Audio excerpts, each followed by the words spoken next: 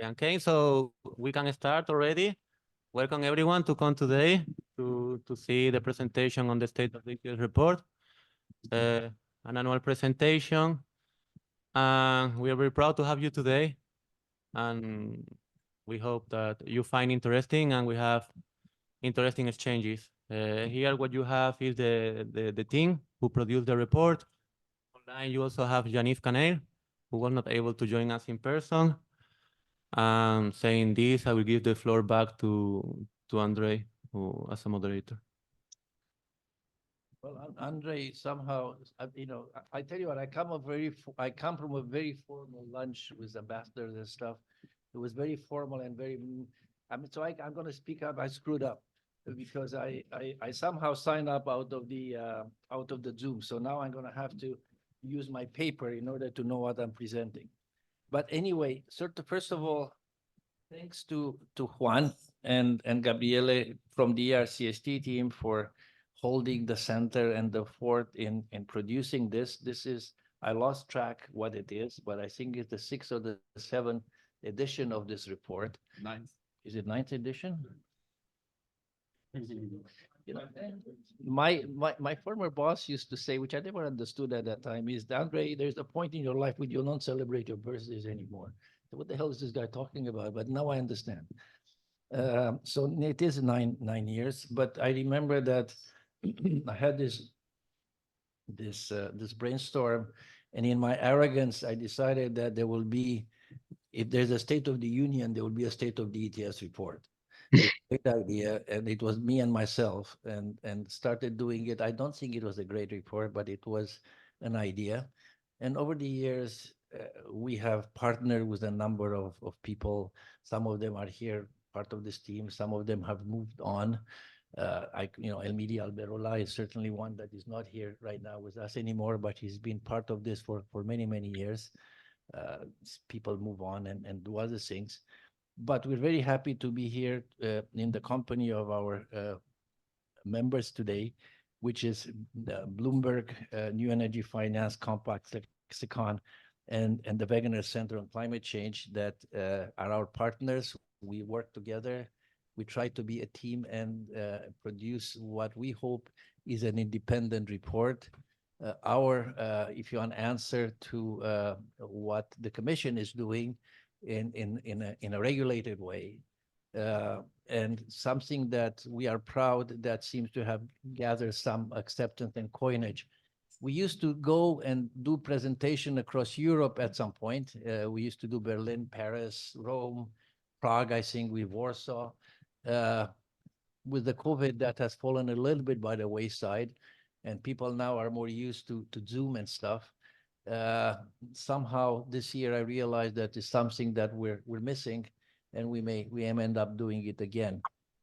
So welcome to this 9th edition of this report. The way we will do this, we used to try and do this very complicated ballet, where everybody that participated in the production of this report would present their own part. And we found out that it became fairly complicated and people got a little bit confused because there were change of styles and speed and so on. So what I'll do is I'll present the slide that we have, but then we'll go through my colleagues that represent the other partners in this endeavor will kind of provide their own take and they're highlighting what they think needed to be highlighted. It may not be always very efficient, but it is, we decided to do it this way this time. Now, are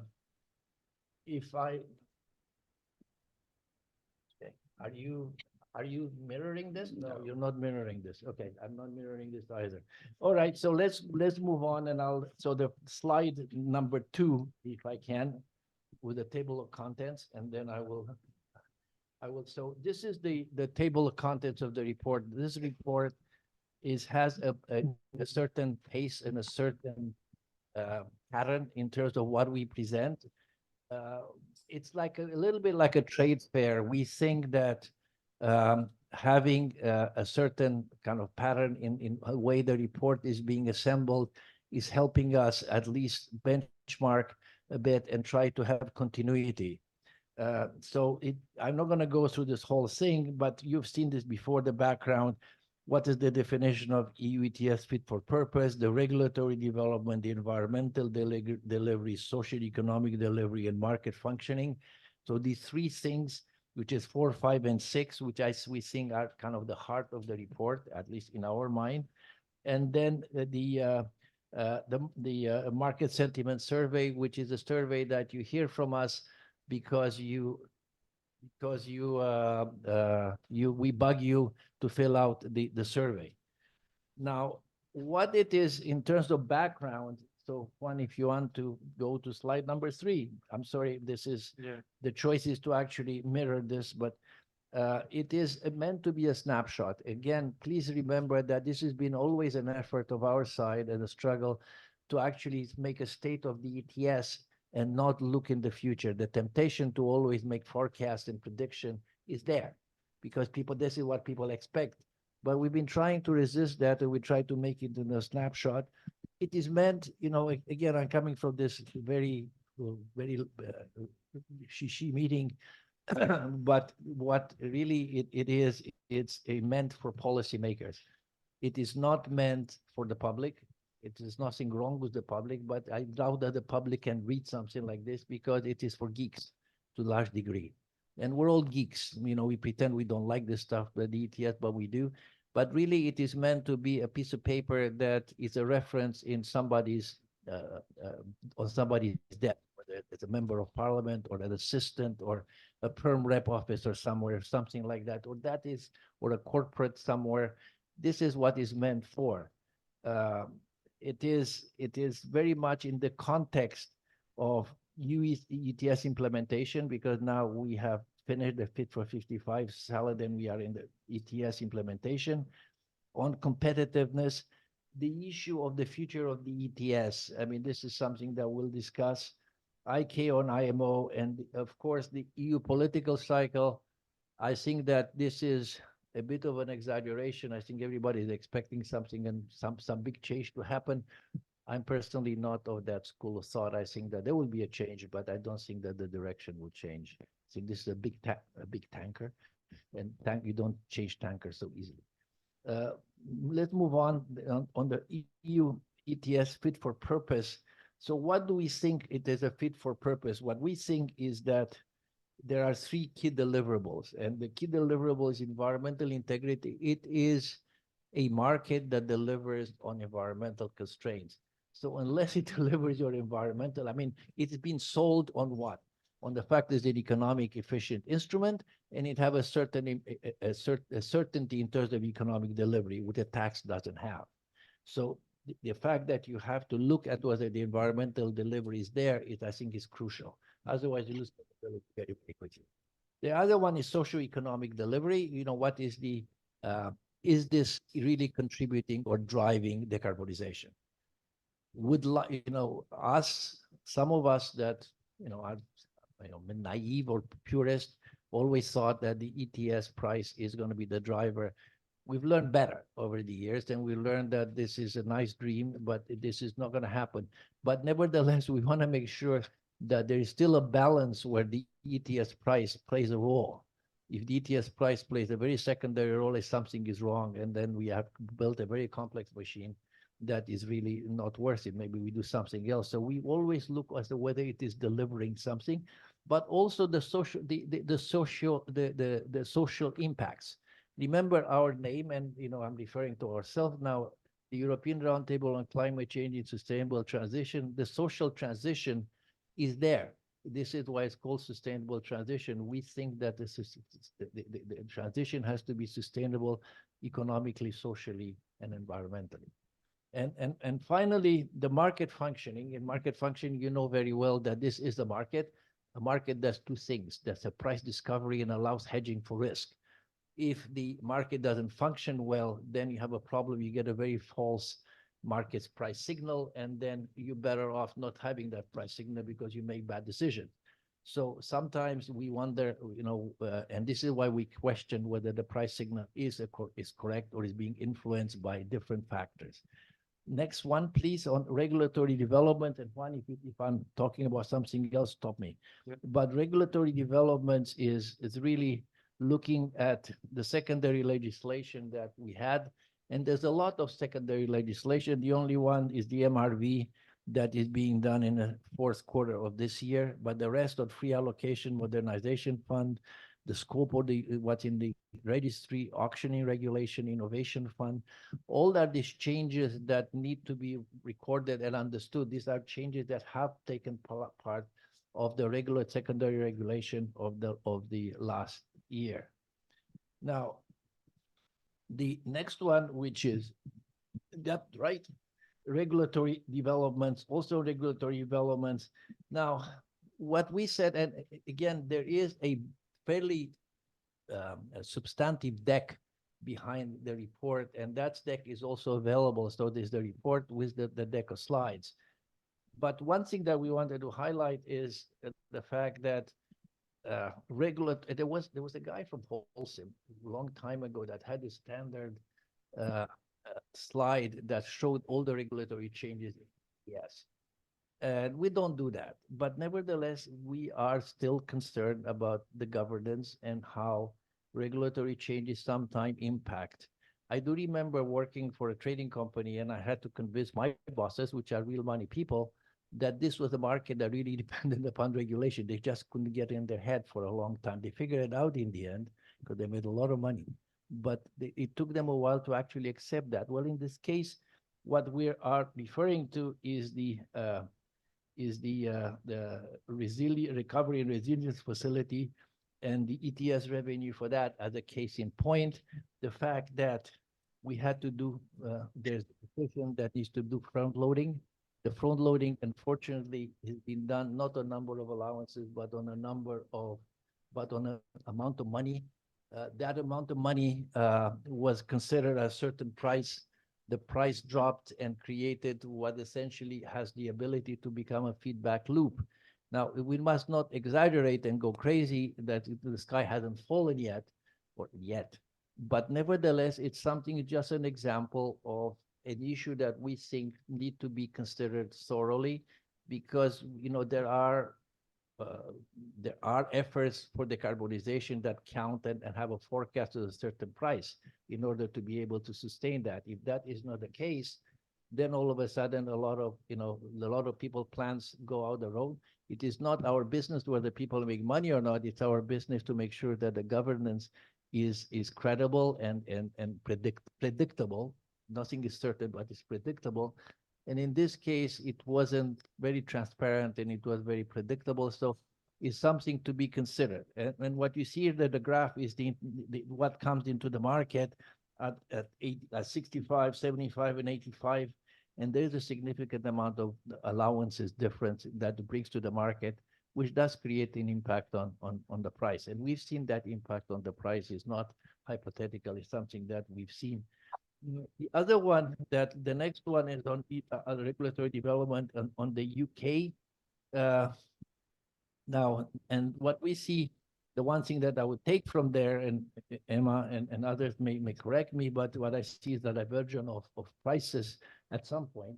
That divergence of prices is also due to regulatory intervention, and that regulatory intervention is led to lower supply in the market, and the price kind of dropping. Now, that may have consequences. The consequences may be related to CBAM. The consequences may be related to talks about eventual the hope of relinking or reintegration. Now, it is something that many of us would like to see, but the more you see divergence, the more difficult it's going to be to come together. So it's not, again, the world, the canal has not sunk any further, and nothing has happened so far, but it's not a good thing if you're thinking about markets and creating the broader and deeper. Then the next, so we jump now to environmental delivery. And on environmental delivery, which is the important part, is we look at, we try to create what will be a key performance indicator. Sometimes I think we maybe labeled a lot of things that are not necessarily KPIs, but maybe our effort became too enthusiastic. But If you look at the KPI verified emissions versus target cap, we see that emissions are very much under, and that continues, and that is, it's a good thing. But we also look on the right is the dynamic of emissions in industry and combustion sector, and we see an indexed and the decrease of how much the combustion sector has decreased. What it is significant and dramatic, is a really dramatic decrease by any standards, with industry being at 77%. Now, there's good reasons for that. And the reasons are, some people say, because you guys got free allocation. The other side of it is it's a lot more difficult to do that because we're open to we cannot pass the cost through.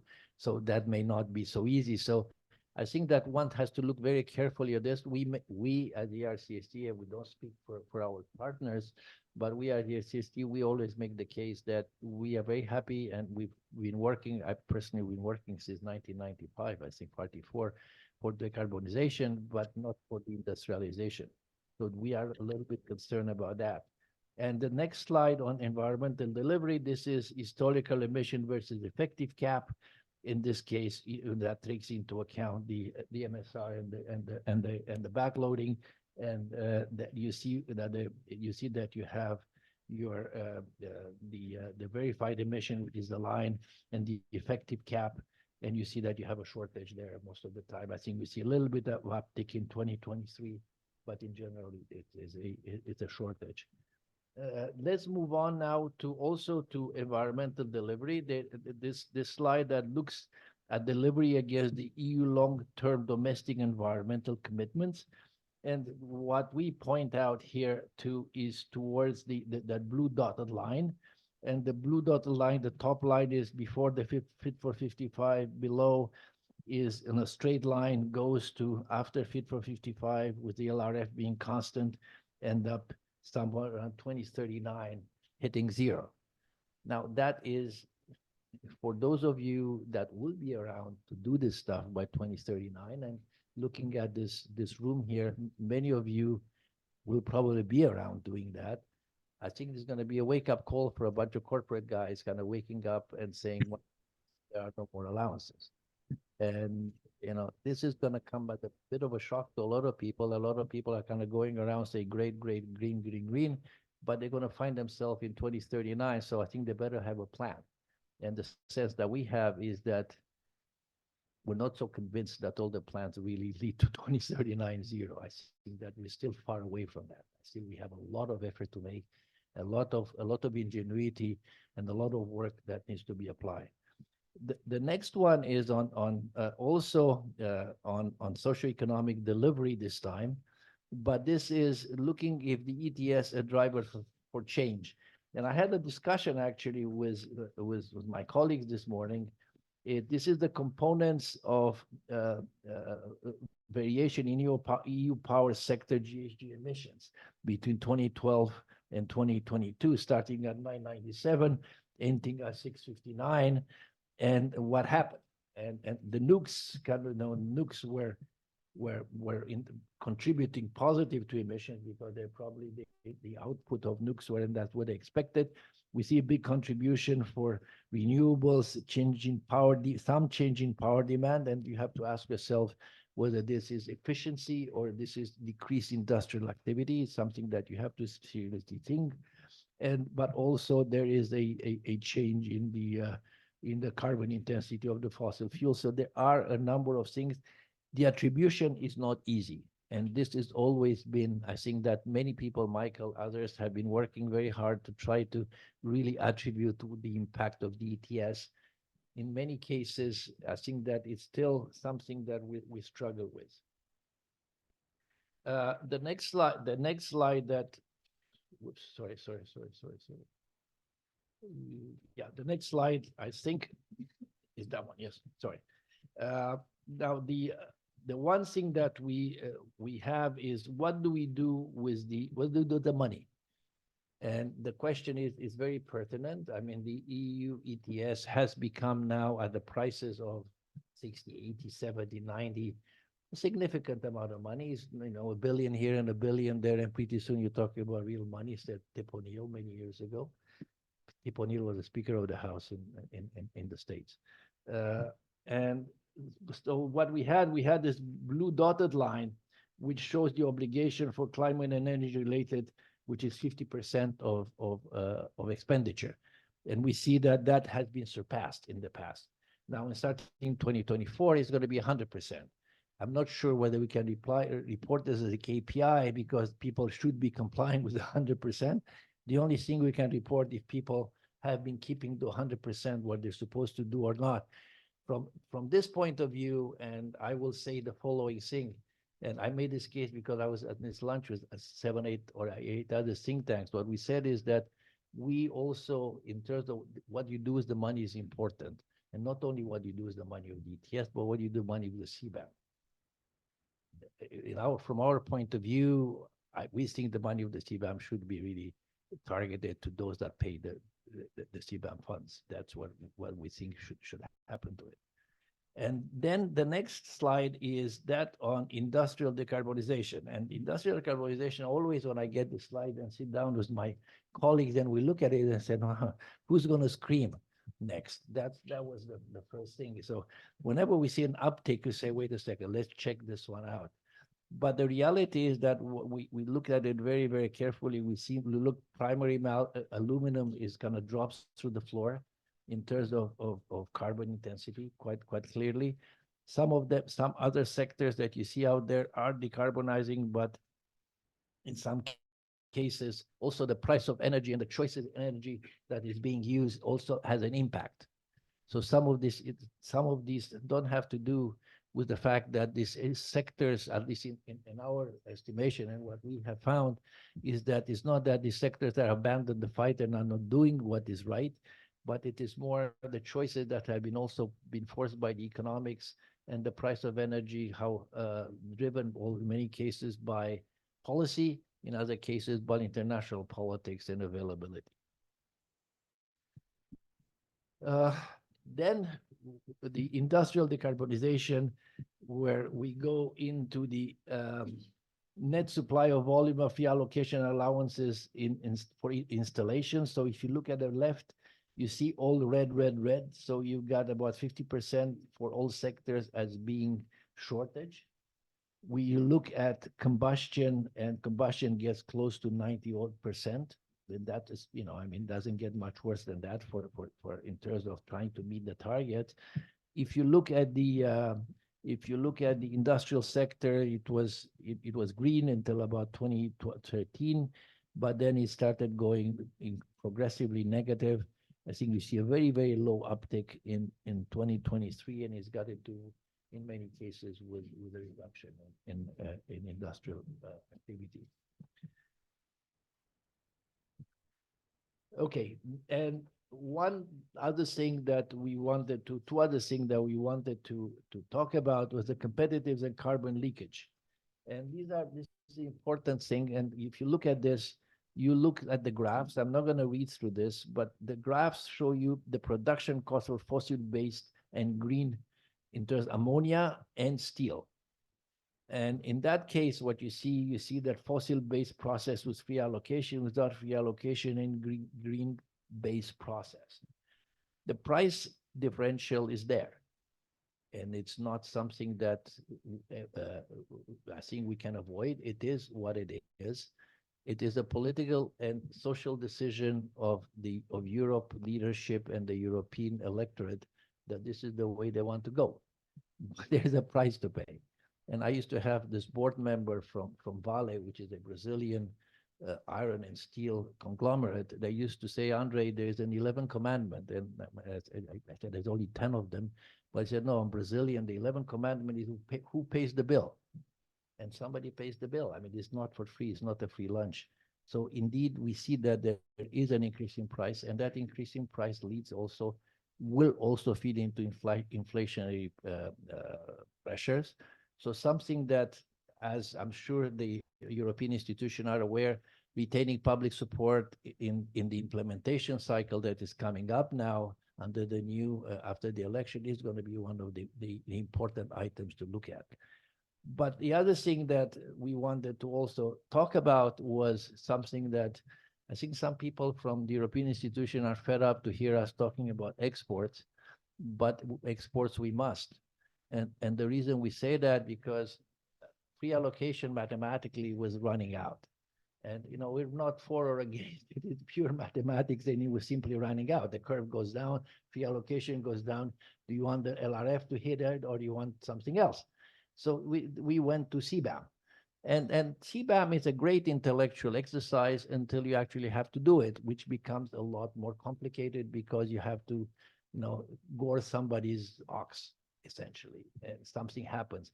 In this case, it's unfinished business. There's a lot of unfinished. There's a lot of things, but the one that stands out is that of exports.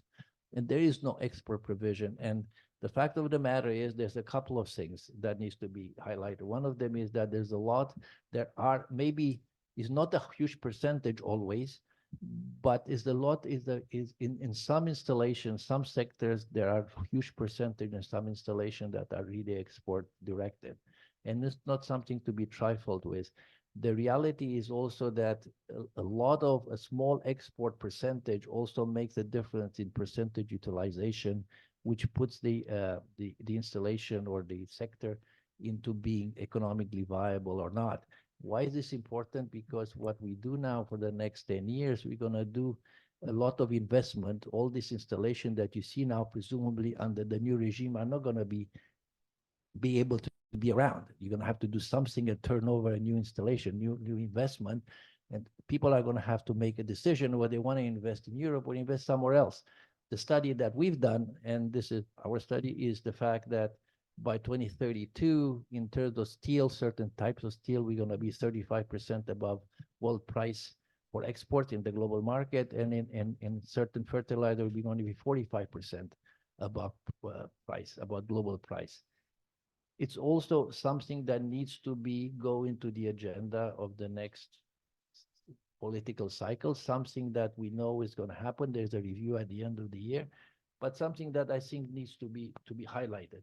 Going over to market functioning, I will say this. Yeah. Okay, market functioning.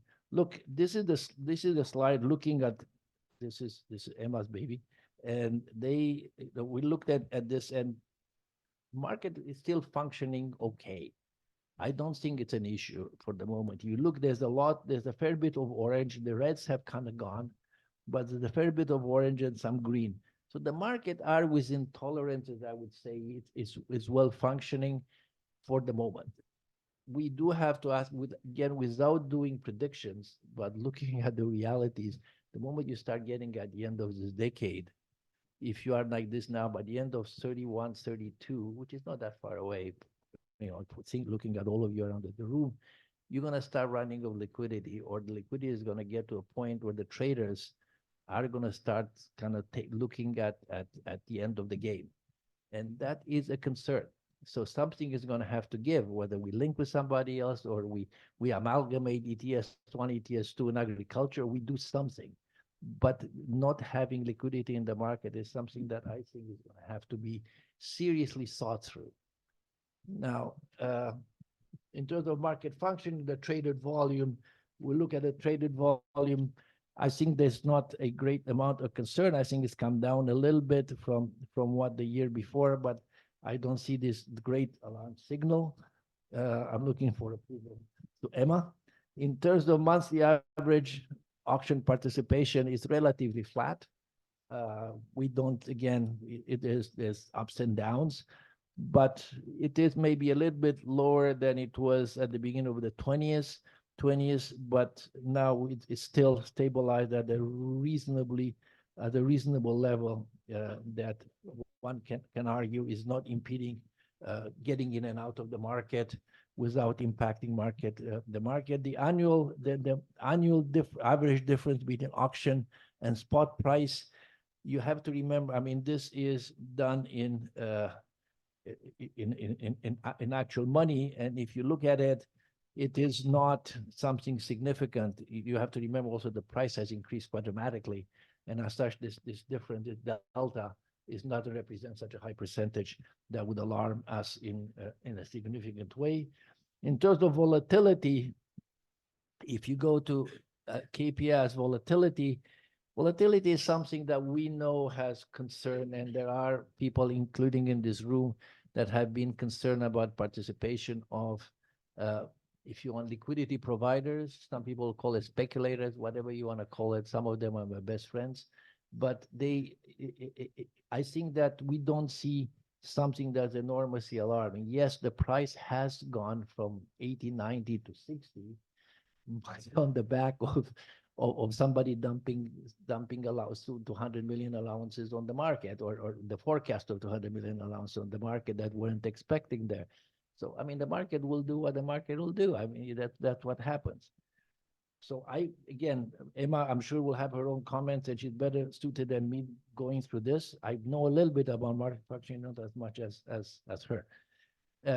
And then we look at, in terms of market functioning, about price forecast, and we do a survey, which other people do as well, of the prices that we have. And if you look at the prices, they seem to be, if are converging somewhere about, probably around 2030, somewhere about, I would say about 120, 115, 120. We thought that initially was about 90, about 2030. Now the fashion seems to be that's a little bit higher. Probably with what we see right now, it may be kind of a valley due to this feedback loop. But then what we can probably also see, at some point there's going to be a shortage, because you front loaded a lot of stuff. So if you front load a lot of stuff, you will also have some time consequence of having too little in the market. So you may have a little bit of instability built into because of that. Now, in terms of market sentiment survey, that I see that one has put all these things in here. These are some of the questions that we have pestered some of you. Again, it is not a scientific sample. It is not a scientific sample. It is a sample of the people that we went through our list together with our colleagues and said, okay, who matters in this market? Who do we think knows, in our arrogance? We said, who do we think knows anything about this? So we made a list, and that's what it is. We won't tell you what the list is, but if you didn't make it, I'm sorry. So the market. So first of all, it is the ETS in the current form is providing a signal for decarbonization. And what we see that in most cases, what you see that most people will believe that they agree or strongly agree. I think that from that point of view, there is a belief that this is still a mechanism that is relevant. I think the great majority, the significant, clearly majority of people that think, 34 plus 49, that makes about 85% or so. That's quite a significant amount of people who think this is an important mechanism. The second, then we have a number of other things. There is a need to examine what will drive decarbonization of US sectors post 2030.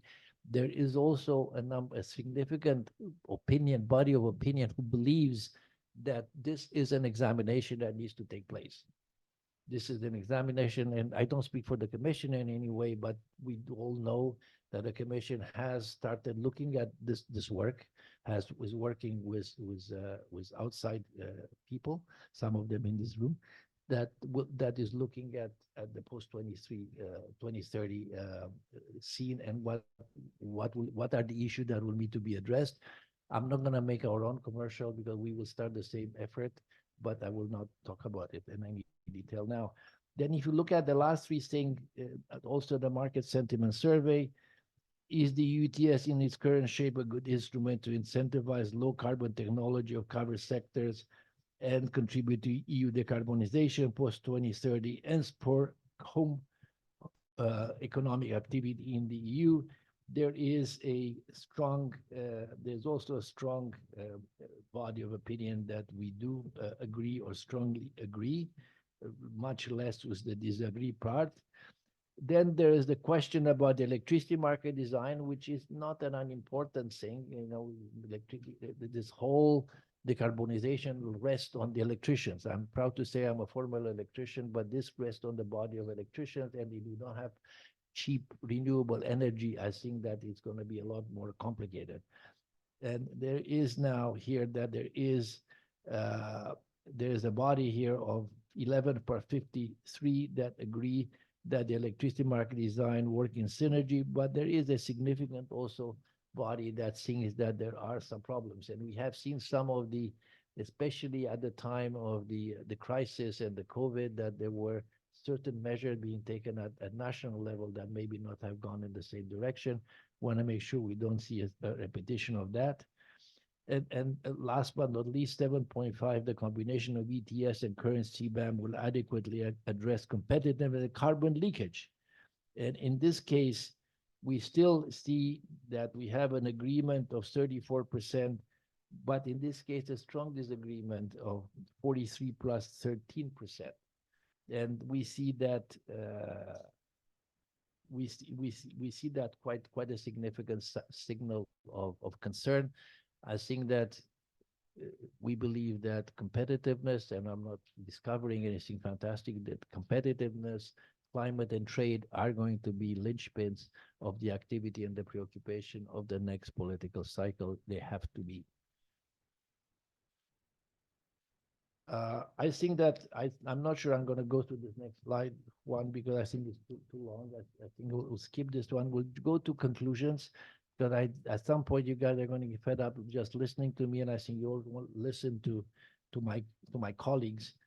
But some of the conclusion we have is that the EU ETS context is shaped by the economic and political landscape. There is an element of uncertainty that's being introduced. In my humble opinion, I think that element of uncertainty is exaggerated. I think this is an instrument that is here, is stable, and at least for the next decade is going to be around. What will happen after that? I think that if the world changes, but I think for the next decade is something that is going to be around. There is an uneasiness with respect to regulatory intervention.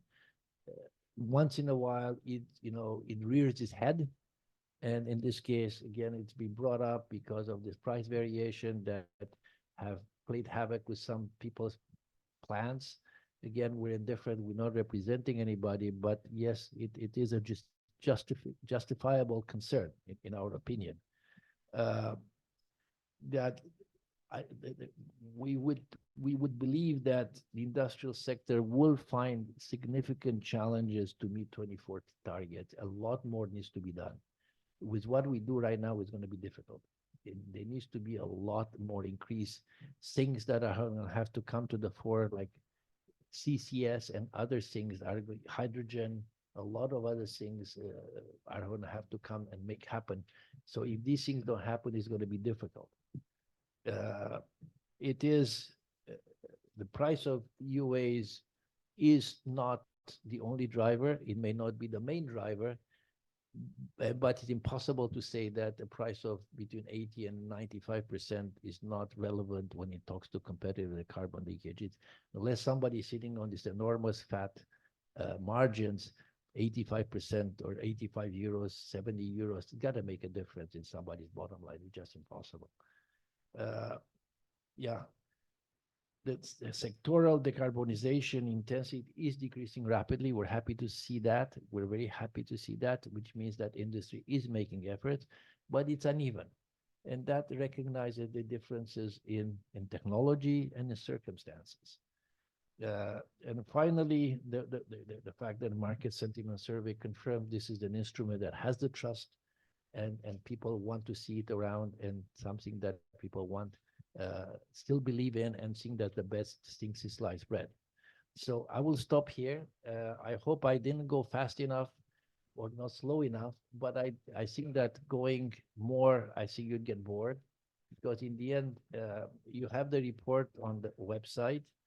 I think you've seen this. You have all the slides. It's only about 30%, 40% of the slide we presented today. But I'd like to invite my colleagues to also give their say their piece. Why? Because we have all worked together very, very hard, and it's always a pleasure. It's an amazing effort to see how people coming from different organizations that know each other, but nevertheless come from very different organizations with very different KPIs and very different preoccupations, if you want, work together and produce this report. So I think I will do the honor and first go to Emma. Sure. Thank you so much. So yeah, my name is Emma Coker and I apologies. I represent Bloomberg NEF here today. I think this is an exercise we've been involved in for a while, and it's one of those exercises that's quite useful to look back retrospectively and think, how well did the EU ETS operate in 2023? I promise the clicking is not me, sorry.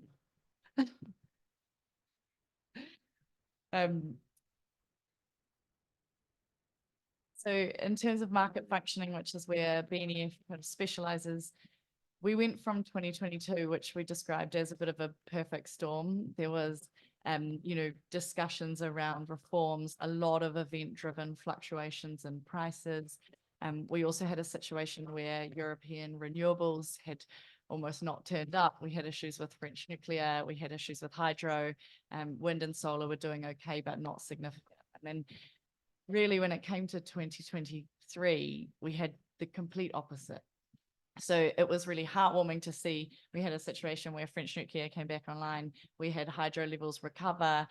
We had record wind and solar capacity additions and generation. I think everyone was happy to see the sunshine in summer, maybe not so happy to see the wind in winter, but great for the renewables grid. And in essence, on the demand side, what we saw was kind of a shift in hedging behavior and also a decrease in demand for fundamental EUAs.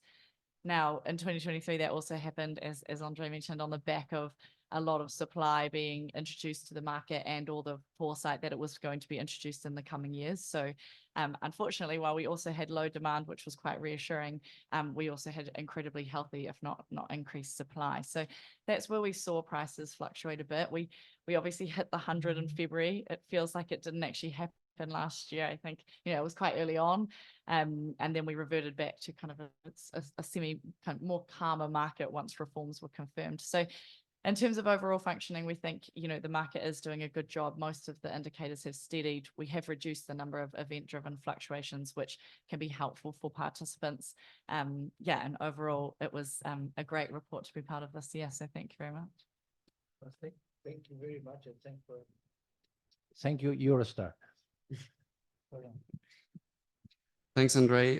First, I'm going to start by thanking the ERCSD for the opportunity to contribute. This is the first year that I'm part of this. Hopefully not the last, but I'll check with Andre afterwards. I took care of the sections on linking on the Brexit and the link of the EU ETS with the Swiss ETS. Overall, I think maybe if there is a weak signal that we've seen in this particular topic in 2023 is the fact that the price spread has been growing and that there is an increasing sort of distance between the UK and the EU ETS. Part of it is due to market fundamentals. Part of it is also probably a sign that linking those two market is not as prominent in the agenda as it used to be. And maybe I would like to highlight that given the other weak signals in terms of lack of efficiency of the ETS that start to appear in 2023, maybe we shouldn't forget to consider this opportunity to showcase the efficiency, the way a case study in how to link those two large scale markets together. And then the second piece of analysis that I want to discuss a little bit more is the fact that in 2023, probably what Andre has already said and highlighted quite extensively is that there's a switch from decarbonizing the power sector to decarbonizing the industry sector. This is sort of the new phase that's opening. And there is a repeated need to think through very carefully about the way this is going to be done, as the figures that Andre showed a little bit concerning the costs that the EU ETS is going to entail for industry. The way that this is going to be achieved is, well, lacks clarity, for want of a better word. So that's probably also something that needs to be very high on the agenda in the years to come. Thanks. Yeah. for me, the big surprise, in this exercise was the big drop in the industry sector. I'm fairly involved in the so-called hard-to-abate industries, and I think what we are realizing is just a new vocabulary. And the new vocabulary is, first of all, transition and innovation.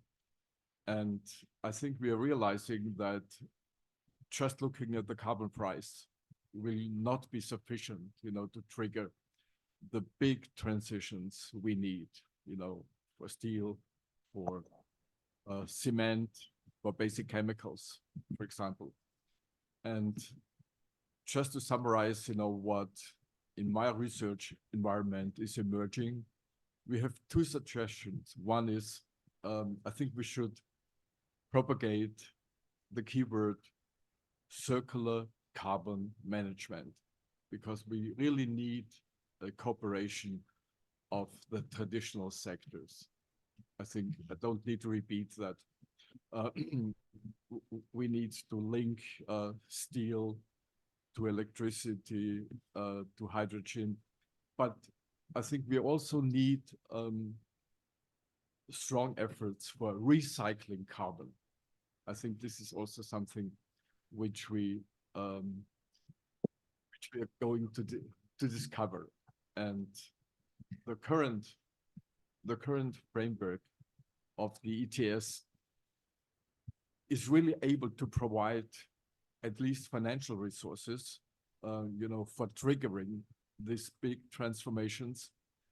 But in addition, I think we also need a major reform in our carbon accounting schemes. And for that, we are suggesting the keyword comprehensive carbon accounting. This is in contrast to the current very fragmented carbon accounting schemes.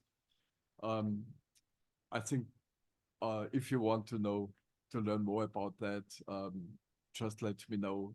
I think this is something we really should closely tie to the next reform steps in the EU ETS. Stefan, thank you very much, and thanks for being with us all these years. You're one of the original ones, as is Jean-Yves Canet, who is an old colleague. Now, I'm not sure whether you are in Paris or in southern France. Probably if you're in southern France, you I am in the south of France. And the reason I couldn't easily to join Brussels today. Sorry for that. Well, if you have a choice between Provence and Brussels, I can understand. Okay, thank you, Andre, for giving the floor. I appreciate that very much, and thank you for the presentation you have gone through for presenting our results this year. So I think one of the major outcomes this year is the strong reduction we have, which is due to many factors, especially the slow recovery after the crisis, but also a significant displacement in the power sector mix. So I think that we have put in the report some numbers taken from the Amber study on the power sector this year, and you see a very significant displacement towards renewable, which is normal. This is one of the driver we have identified. But also there is less coal, less gas used, and this is really significant this year. So in order to continue this displacement and also the strong reduction we have also in industry this year, we see that the industry is also decarbonizing at a significant rate, more than the years before. And so we are really at a point where many things have to be changed. It's for sure that the EU ETS has been created, and it's now not just only a cap, but this is an ecosystem of different measures that help to create a price, for sure, and the price has an influence. When I'm looking to the graph you have shown on the different drivers, for sure, renewables play a strong role. And this is not due only to EU ETS, it's also due to the policy on renewable. But, you know, if there would be only the renewable policy as it is, I'm not sure that we would abate the 160 million tons of CO2 more.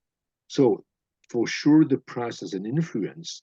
And now we have to ask question for the future. Also, there is one question, and you have identified it in your talk.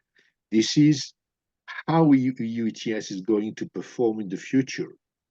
Up to now, the price has been mostly driven by short-term consideration. And when I'm talking about short-term, that means some years, 2-3 years, which is the aging horizon of the power sector. But we know that in order to continue to decarbonize at a significant rate in the future, and especially after 2030, we need to rely on long-term investment cost. And that will make a difference. The price of carbon has to be created maybe in another way. We will need more hedging on the long term, which means more investment. And that there is really a question in terms of economics in order to make sure that EU ETS can deliver the price that will help this investment to finish the decarbonization. So there are many issues which are raised today, and I think that we need to address them in order to make sure that this ecosystem, which is working now, it's working. There sometimes, yes, the price has decreased this last month, so we need to address the question. This is probably due to a change in the aging behavior of the power sector, but also to the fact that we are using some of the allowances in order to feed this new fund for resiliency after the crisis. But I think the ecosystem can work if we address correctly the different drivers, and we need to address now the long-term investment in the power sector, in the industry, and industry is critical because there is this question of competitiveness. So I think that this year we have a report that shows that there are significant changes which need to be identified, and you know well, when you look at the overperformance of EU ETS this year, we can be confident that we can find solution for the future. Thank you. Thank you very much. Look, I think that I'd like to move on because I think we have quite a few other interventions, but this is meant to be a discussion and we'll try to keep it alive as much as possible. It's not easy all the time, but we'll try. So I want to, in a polite way, I want to thank my colleagues, and so we can make room for the next generation. Yele, you qualify in the next generation.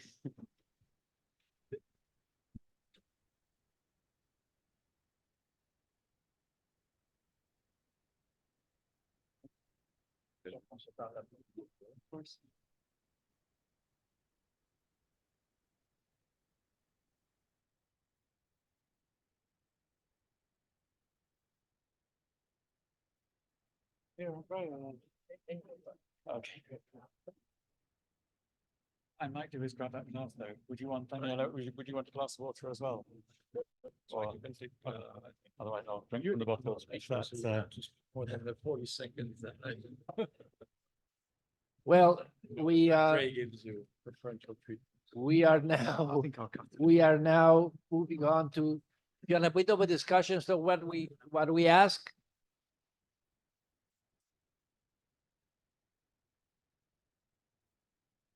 What we ask the speaker is to look at our report and look, criticism is okay. We are not here to do perfection and would love to, but it's not. So, you know, what we missed and what we got wrong and the thing that you'd like to see, maybe some conclusions that maybe we should have seen, but we didn't see, but also in general, what they think about ETS. And I will start with on my left. I can assure you this is not Bear Yordi. I can assure you that's a safe bet. But it's Damian Meadows, and I will leave. We used to have Daniele Agostini, who used to come at these meetings and used to say, "My name is not Corrado Clini," because Corrado, there were two people that we used to invite when I was CEO of AIDA. There were two people we used to invite and never show up. One of them was Corrado Clini, the Director General in Italy. The other was Franz Josef Schaffhausen in Germany, a great gentleman, but never showed up. So anyway, this is not Beayordi, it's Damian Meadows, somebody that we've known for many years and that we have an enormous amount of respect. We appreciate you jumping in for this, Damian, and I'll give you the floor.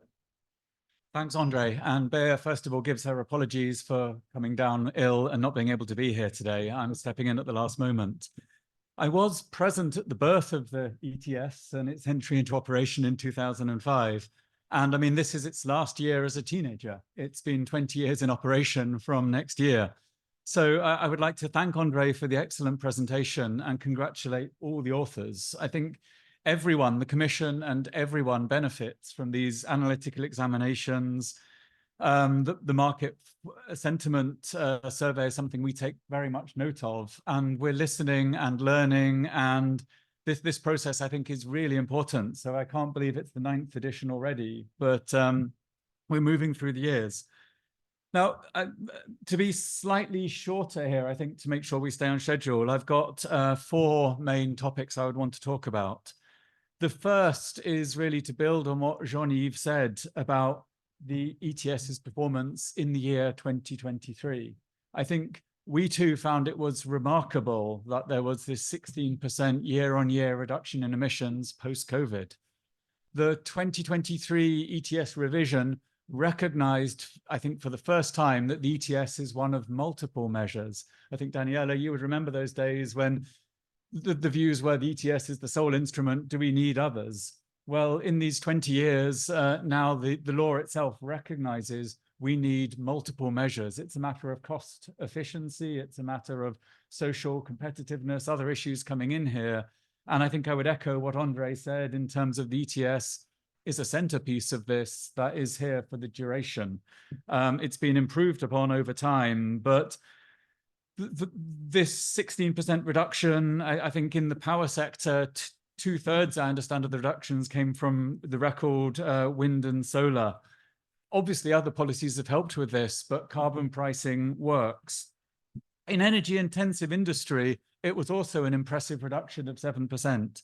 I think from the Commission side, we would question, I mean, that there were efficiency improvements here, and there was also a big energy price shock. This was caused by the invasion by Russia of Ukraine. And the actual ETS component here in the energy prices, as the report shows, is not a major element. So the energy intensive industry is reducing. I think in a later point, I'll build on what was said in the last session about needing to go beyond the carbon price to bring the reductions in energy intensive industry. It can be more expensive.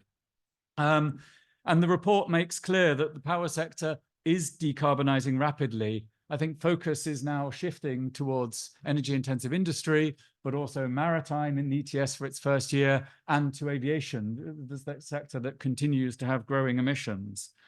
On predictability, I noted some sort of criticism in the report. I mean, there was a one-off Repower EU because of the invasion of Ukraine. I mean, this is not something, I think the legislation is clear, that's intended to happen frequently.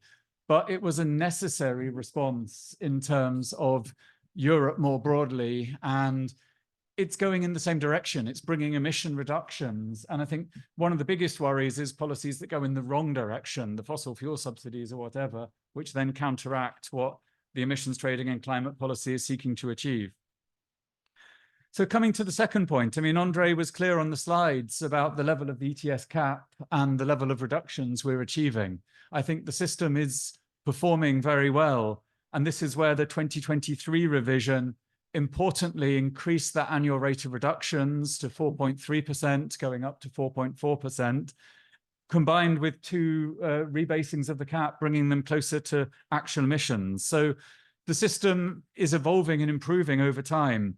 I would have one small difference. I mean, It's 2045, I think, that the ETS default would reach zero, because it's too often overlooked that aviation is part of this system. We've got an important review in 2026.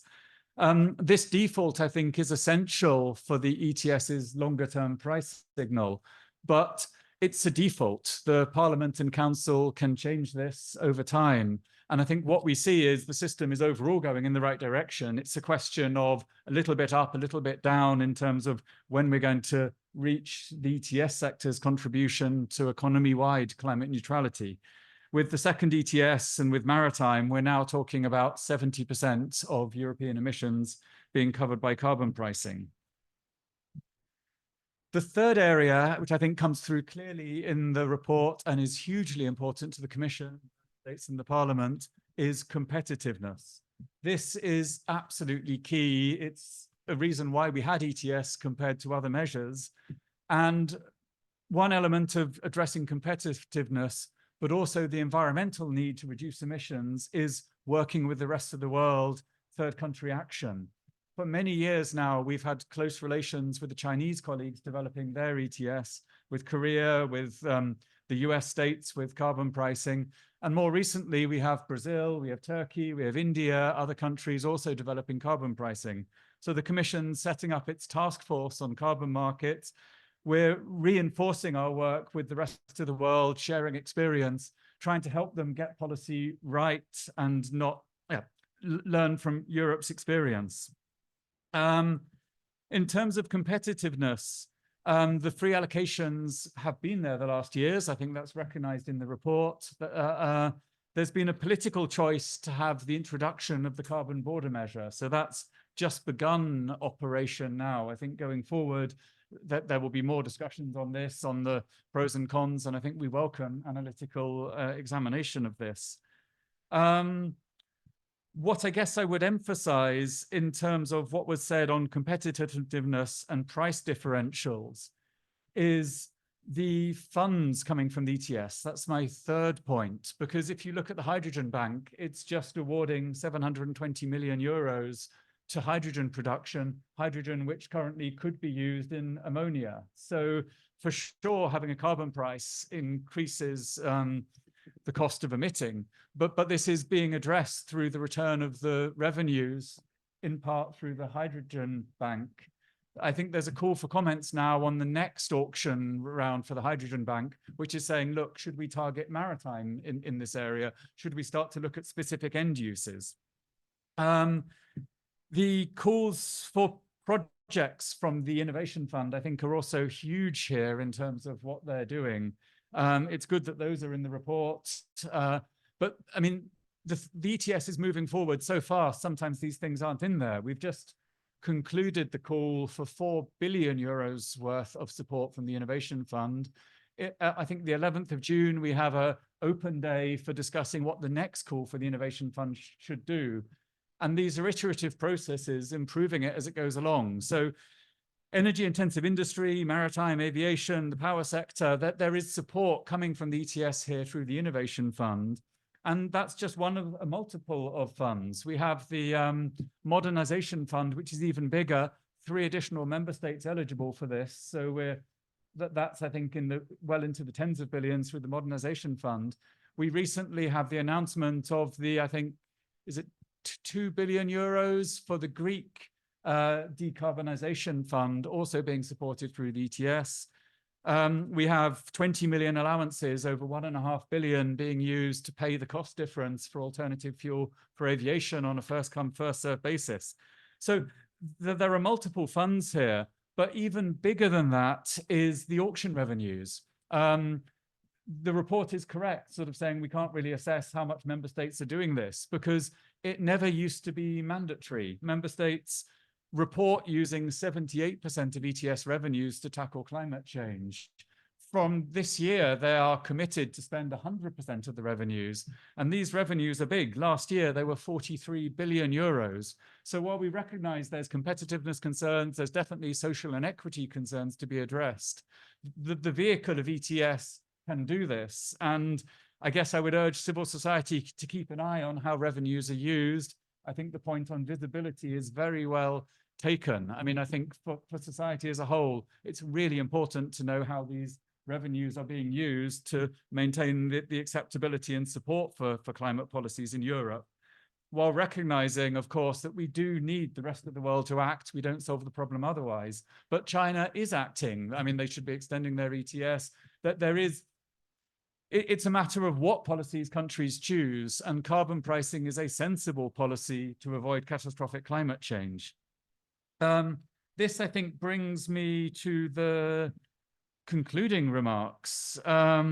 I mean, the report very rightly points to the challenges ahead of us. And I think here we've got a number of review clauses, a lot of which come together in the year 2026. The legislative framework still has to be decided for aviation from 2027, where Europe has gone first. We've implemented this ICAO scheme. Other countries in the world have to do the same. On maritime, I think Europe's a world leader by pricing this with the support of the maritime industry. I mean, the changes I've seen in the last decade with almost all industries supporting effective climate action really warms my heart and makes me believe that we can address this problem. Yeah, taking stock is always important. And I mean, 2023 was truly the year, I think, where we've seen a functioning ETS, a functioning market, and an incredibly impressive drop in emissions. So thank you, Andre. Thank you, colleagues, for this report. And I look forward to the discussion. And thank you, Damien. We wish Bea well, and I hope it's something very temporary. But above all, thank you for the kind words to our colleagues and to ourselves. We have we try balance. So we try to look for people that have different views on this. Daniele Agostini, who's from Enel, obviously power. Emanuele Manigrassi from European Aluminum. You've seen the drop in intensity of aluminum, quite impressive. Julien Viau from the French Ministry of Ecological Transition. Michael Pale from Potsdam. And last but not least, Sam van der Plas, who's here to tell us that we've done a clever job.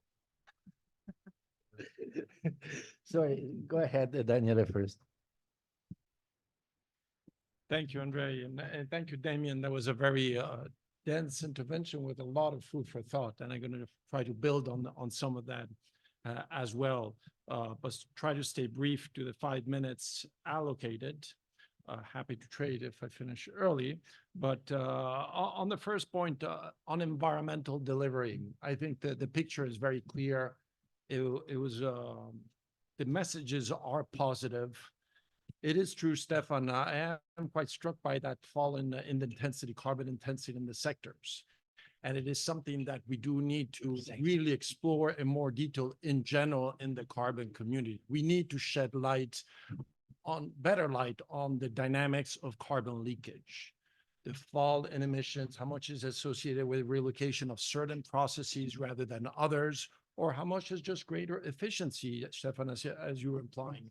So I think that's a very important area, and I would encourage more work being done. Now that we see that the system, Andre, as you said, seems to work. It is functioning, it is delivering. Now, how do we enhance and how do we reinforce it?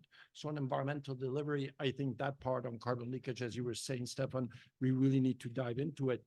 We need to dive into it, and that brings me to the second point, which is the issue of competitiveness, of course. We need to dive into it because understanding the dynamics of carbon leakage is going to help us make sure that we preserve the competitiveness of Europe. Now, I like to say that when we talk about competitiveness, too often we focus on just the price issues, but competitiveness of an industry in a certain continent is dictated by other factors as well.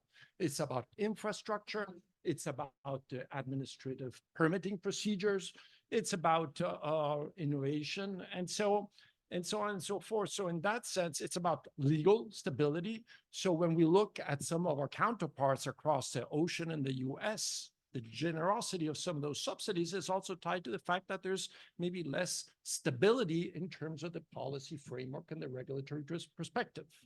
So again, I would encourage everybody when we think of competitiveness to think about it on the wider picture, not only on the impact of carbon pricing. So I would argue that carbon pricing is not destroying competitiveness. And I think, Andrea, was one of the questions that you added in your report, because it actually introduced flexibility to the industrial system. We have flexibility in terms of technology and in terms of timing of how and when we do the energy transition. So in that sense, it is very important. It does not destroy it. On the other hand, we've seen how the revenues are being generated. And now the question, are we using those revenues well, both outside the industrial sectors and within the industrial sectors? Now, I'm sure, Sam, you will say no. So I'm going to leave to you, the challenge of explaining clearly, because I agree with you. We need to get better at spending the revenues of the UTS and make sure that they do deliver. In that respect, I found it interesting, the graph that you have in your report, where you show the differential, even counting for carbon pricing with ammonia and steel. There's 20% in one case, I think steel, 40% in the other. It shows a clear gap. And I think this is something will require a change in the mentality with which we look at climate policies. Damien, a bit as you were saying, we used to think that the ETS was the only driver. Now we've learned to know that ETS is the driver, but it's complemented and supported by other policies. Now, the latest generation of these policies is the green funding, is all this financing that is inundating industry across the world, China, EU, and the US. So our ambition has to be, let's learn from the subsidies that we gave in the past, probably in the power sector. And as I can say, those subsidies were not always as efficient as they could have been. And let's make sure that we get good at giving funding and support to industry to decarbonize and make sure that the carbon pricing becomes a lever of competitiveness and not a threat to European competitiveness. So it's about, again, the carbon price, as I usually say, is the stick. Now we have carrots. We need to make sure that the two work together. And we've seen also that otherwise this calls for market intervention. Now, I think that's the last part. And I think maybe not enough space was given in the report in the part of market functioning. No blame again for the wonderful work done on the KPIs. But the fact is that we had a not so pretty market intervention in the UTS, and we're paying the price now. Now, of course, it was an emergency. As Enel, we supported that intervention because we did believe that the funding was important. However, it could have been done much better.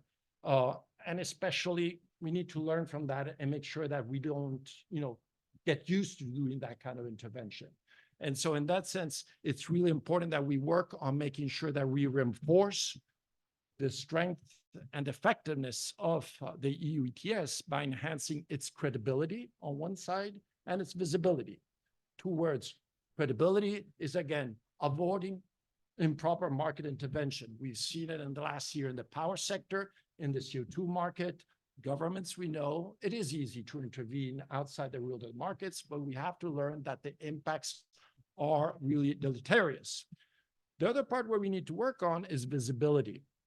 Right now, if we look at the carbon price in 2030, we see a big range. It's more than 100 euros in the forecast. Now, that's too much to actually support proper investment. And I think that's slowing down what is happening. Now, how we can enhance the price discovery ability of the EU ETS. Now, there's some simple things that one can do. Again, work better and making more transparent the way we're actually obtaining the funds for the REPowerEU. Some indications have been given to the market, but some are missing. And we encourage the Commission to do so. We've done as a group of utilities in the last couple of weeks.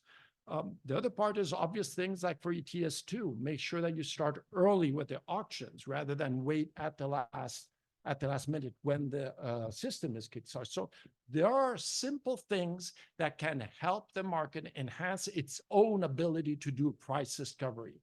Other ways, and again, I think Damien, maybe you have mentioned it, is there's not only auctions happening in the EU ETS, but there's also a lot of auctions happening to encourage decarbonization through the state aid rules. The state aid rules have been modified in order to encourage member states to use competitive bidding in giving incentives to decarbonize industry.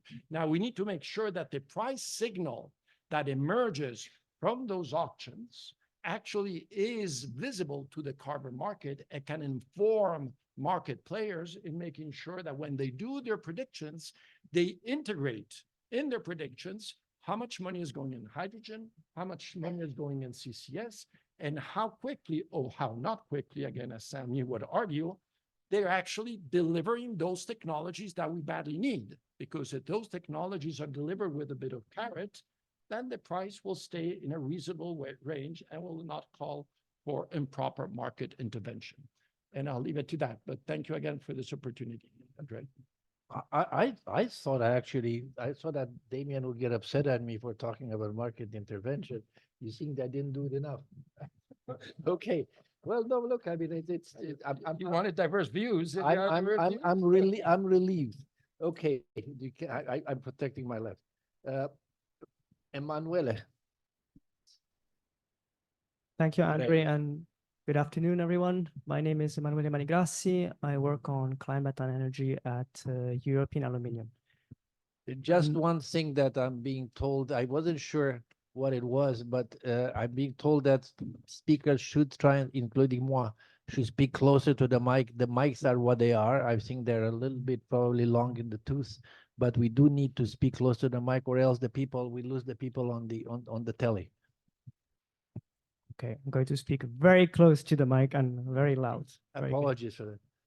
Thank you, Andre. So before I go into the report, a couple of words about European Aluminium. We represent a full value chain for roughly 600 plants across the entire value chain. And when it comes to aluminium production in Europe, the sector indeed is under the ETS, but not all installations are under the ETS.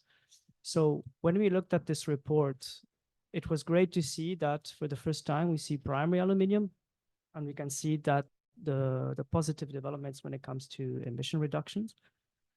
But at the same time, we should not forget that in Europe, we have lost 50% of primary aluminium capacity, of EU capacity. Just to give you an idea of the numbers, EU 27, we produce under normal times 2 million tons. At the moment, we are at 1 million ton. What about the other regions in the world? China today, it's 40 million tons, followed then by Russia, for India. And by the way, on Russia, we're trying to have sanctions on Russian metal, but that is another story. Moving then on aluminium and ETS. So the overall carbon footprint of aluminium compared to the other sectors is lower significantly because of the lower production volumes. But at the same time, aluminium has also been recognized as strategic. So we are import dependent. So second element is also that aluminium producers are price takers on global markets. The price of aluminium is set at the LME. This means that any extra regulatory costs due to the ETS cannot be passed on in the product price. That is why in the report you mention very positively that for us it's crucial to maintain the ETS indirect cost compensation scheme because we face indirect carbon costs in the power price and we cannot pass them on, especially our primary producers. And you can see that there are divergent levels of compensation across the member states. But the interesting part is that wherever you still have compensation, you still have primary production. So moving on to the report, first I wanted to comment on the chart at the slide 13. Indeed, the emission reductions per ton are very positive, but we shouldn't forget that a lot of reductions are also due to reduced of capacity. Second, on the funding, we launched our decarbonization pathway study last year, and we estimated that to decarbonize and reach net zero, we would need a total amount of 33 billion euros to fully decarbonize and reach net zero. And the total carbon footprint at the moment is around 24 million tons of CO2. We need to reach 1.8. So the scale is huge. The current ETS Innovation Fund is around 40 million tons. So it's clear that it's not enough and we need financial support to do this. Last but not least, I cannot talk about carbon leakage in aluminium without mentioning the CBAM. As most of you by now, I hope know, we've always been very skeptic about the measure. We think that it's not the right measure for us, hence the need to maintain indirect cost compensation and also be extremely cautious before including indirect emissions. We think that these should not be included in the CBAM, at least until the grid is decarbonized and the product scope has been expanded. Having said that, the report indeed does a good analysis on the cost impact for steel and ammonia.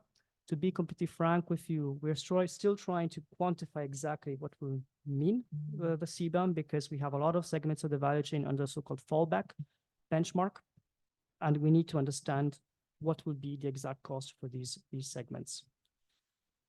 Last point I would want to mention related to the ETS. I mentioned earlier, aluminium is now recognized as strategic.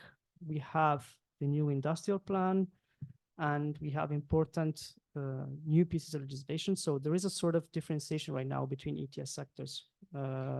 Aluminium is strategic, so we think it's time to really open up a bit the Pandora box and start considering a separate benchmark for alumina and aluminium recycling. We know DG Klima is very skeptical about it. They believe there's no mandate to do so, but we hope that for the post-2030 ETS, this is something that can be done, together with looking at the carbon leakage impacts of ETS2, which is not part of this report, but I think it's going to be a new chapter in the report moving forward. I covered a lot of points. I stop here and looking forward to this discussion.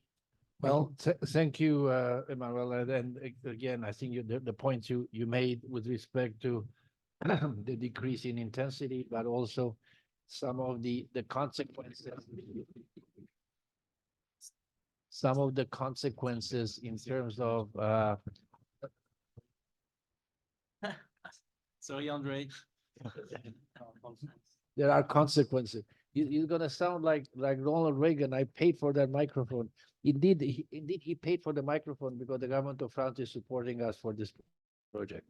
So, Julian, go ahead, please. Yeah, thank you, Andre. It's just that you said I need to be close to the microphone, so I try to get it. So I'm Julien Viau. I'm the head of carbon market unit in the French ministry. And we had a change this year, so I am under the Ministry of Economy since January. So it's a new change compared to the past where I was under the ecological transition.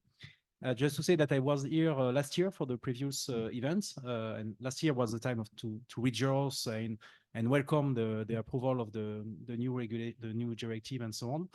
And what we have presented in your report is that we are in between a situation now with the ongoing implementation of the new directive and the start of the thinking of the new process, the new directive post 2030. I will say also that for France and for member states, we are still a lot in the implementation phase. We need to translate the directive in our law. We need to implement things. I mean, there are a lot of new things in the directive ETS, and it takes a lot of time and effort. And also, if you add to that the CBAM with thousands of importers to include in the system, to make new reports on GHG emissions and so on, it creates a lot of work to do. It's quite exciting, but it's also difficult to have time to think about the future when you have a lot of things to do on the short term. And it is the same for the industry, because they have to think about this long-term perspective when they need to invest and what technologies they need to choose at what price of carbon. But at the same time, we ask them a lot on the short term to ensure that they reduce their emission, that they put plans for example, some industry will have to send to the government's climate neutrality plans, which is a new things. And so that's a lot of things to do. But speaking about the 2030s discussion, I think we still have time, but we need this time also to mature the ideas. I personally think that the ambition level will be secondary in discussion, like was Damien said. We have a cap. In fact, we need to reach climate neutrality, so we can have a discussion about what will be the ETS cap by 2040. It will be an important discussion, but in fact, I think the place of carbon removal, for example, the interplay between ETS 1 and 2 will be maybe more important than the issue of ambition.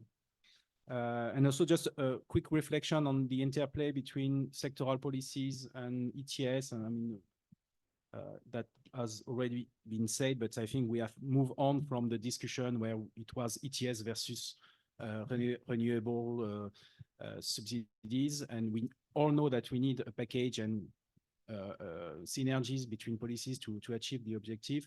I would just say that maybe we need to focus a little bit more on what we really need to ensure the synergies and avoid overlapping policies in some areas, because when you want to do a lot of things at the same time, sometimes you miss the synergies in the discussion.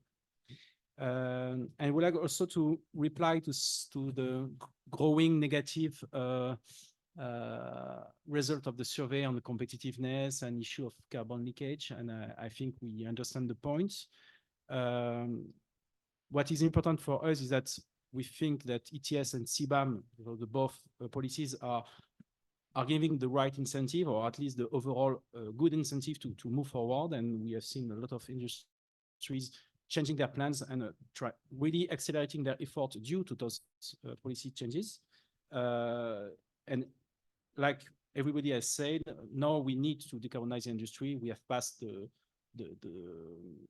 issue of the power decarbonization. It is ongoing and it will be achieved, we think, but now we need to in a very short time, reduce the emission in the industry.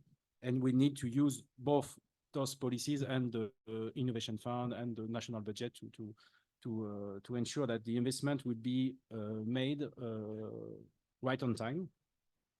And speaking about CBAM and ETS for France, we really think that we just have started the work because we created the system. We have some basic products, some sectors, but it's not the end of the story. We will have a review. We will have to think about what it means to have a CBAM in the future when there will be maybe more products, more coverage, what it means for export and what it means for the whole supply chain and so on. We do not say that the CBAM is the perfect tool, but we will need to have a very important discussion on that.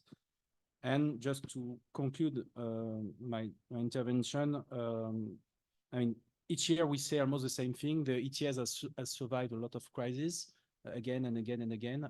That's not a small things, and it proved that the system has a political survivability, and we need to take care of that. But also that it can tackle some uncertainties from exogenous situations. And we need to build on the success. So like you have said, the main thing of the last year was the big drop on emission. We need to promote that, and also to promote, for example, the innovation fund that was said by Damien and others, that we see a lot of money spent quite rapidly, a lot of interest of companies. So, I mean, they have tens more people wanting to have a grant from an innovation fund than we have the money to give them. So it's a success story, and we need to build on that in the future. Thank you, Julien, and again, thanks to the government of France for support for this project. The one thing that strikes me as we speak here is, you know, at the Battle of Yorktown, the Brits left, and they played the world turned upside down, and Cornwallis played that, which is true bleeding. The world is kind of turned upside down because the Americans are in the process of socializing this whole thing and kind of doing it all on public money. And the Europeans are trying to the half and half, kind of, you know, some market and some policy. And the question is, you talked about the advantages of stability and long-term credibility, that, you know, if you want, subsidies cannot go on forever. The good thing always comes to an end.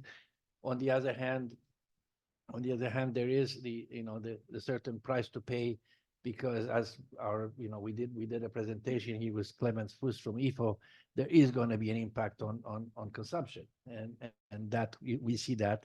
and on competitiveness. So there are all kind of things coming to play. So, the battle of ideas is there. Michael, I think you have, if anybody, you have thought of some of these things. And then Sam, you also tell us from the point of view of your colleagues and people that we have crossed swords occasionally and shaken hands many times. So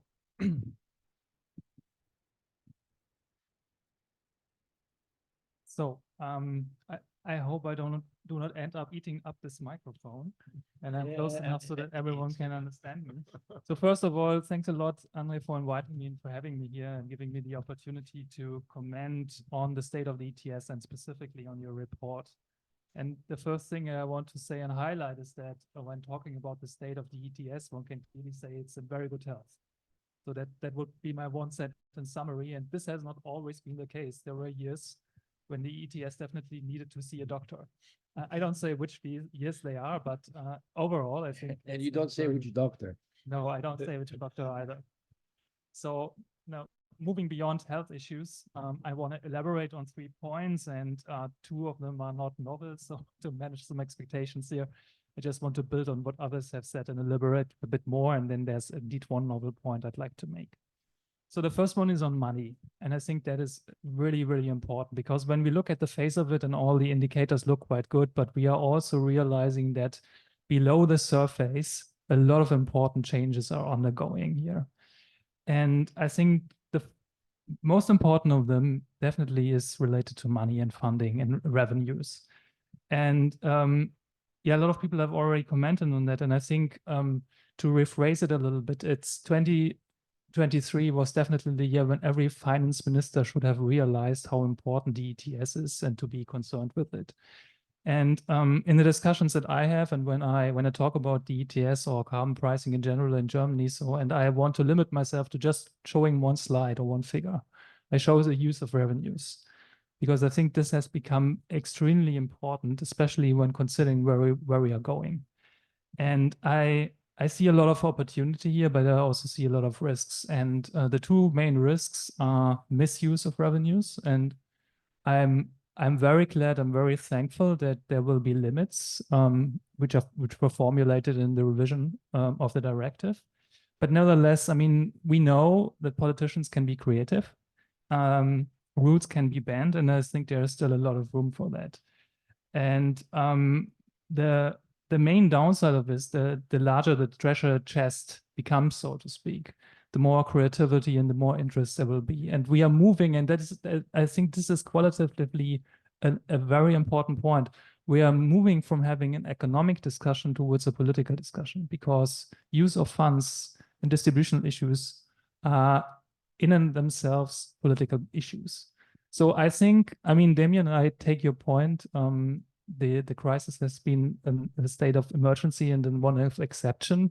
But I think having interest in repurposing, rechanneling revenues is not an exception. I think it's rather the rule when it comes to politics.